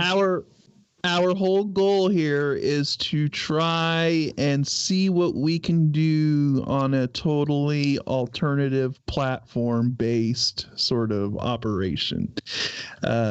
So Popeye is absolutely sick and tired of having to be algorithm friendly. And so we're just going to try and go an alternative avenue and see what we can do. It's an experiment. We're trying to pioneer a new realm here. It's uncharted territory, which I like. I think the realm to get into would be having a megaphone, a field, and having physical people around us, because it feels like more and more it's getting harder and harder to talk about anything. Soon on a Freaky Friday, most of the show will be taken up by grunting and sign language because, you know, the algorithms get that savage. At least Discord for now is one of the last bastions of you can just go in there and have a conversation. So far, so good. Don't tempt it, Scott. Don't tempt it, man. I know. Watch that next week. Discord's going to update its terms of service. You see, and Zuckerberg buys Discord. Oh no! But of course, if you like what you see here, and of course YouTube is one of the best platforms online where you can find me on KBS2, please hit that subscribe button. And if you want to go that one giant step further for all of Mothkind, you can become a member. And you can join the Bakerville VIP Lounge. Yes, and I think that will be cracking its door open for the first time on Sunday. And yes, it is on the back end of Speculation Island. It's an undisclosed location. I kind of narrowed it down given it's Speculation Island. I get that. But I think we'll be over there on Sunday. And of course, I'll be back with Bill Bean, John and Lee on Wednesday next week. Hopefully Scotty will be with me for the Thursday. Hope you've had fun tonight. I should be there. Yes. If no more laptops get thrown my way to fix. You know me, Scotty. I'm fluid. I'm like the wind. I can just, go with the flow, Scott, Yes. Yeah, I'm like yes. I'll always throw you a life buoy, brother, if you need me. Yes, exactly. I know that NeSe will feel the entangled call of the frantic man here in Scotland. Ah! Now, guys, But I having do a like the blast Scotty today. sandwich. This has been really Two good. Kevs and a Scotty. This has been really, really good today. I really enjoyed it. I hope you've enjoyed it out there. Keep it real, and remember, the way we always round off this madness, keep your mind open. Keep looking for the woo, but not to the point where your brain turns to black goo.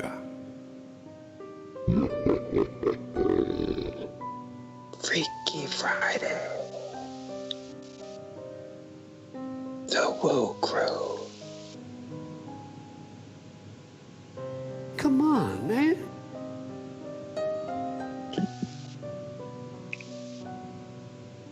I never expected Trump charging into a goblin's nest to not get some goblin vomit and slop and blood on him. I don't want to see him kissing goblins. Spider ghosts are at least 25 years old.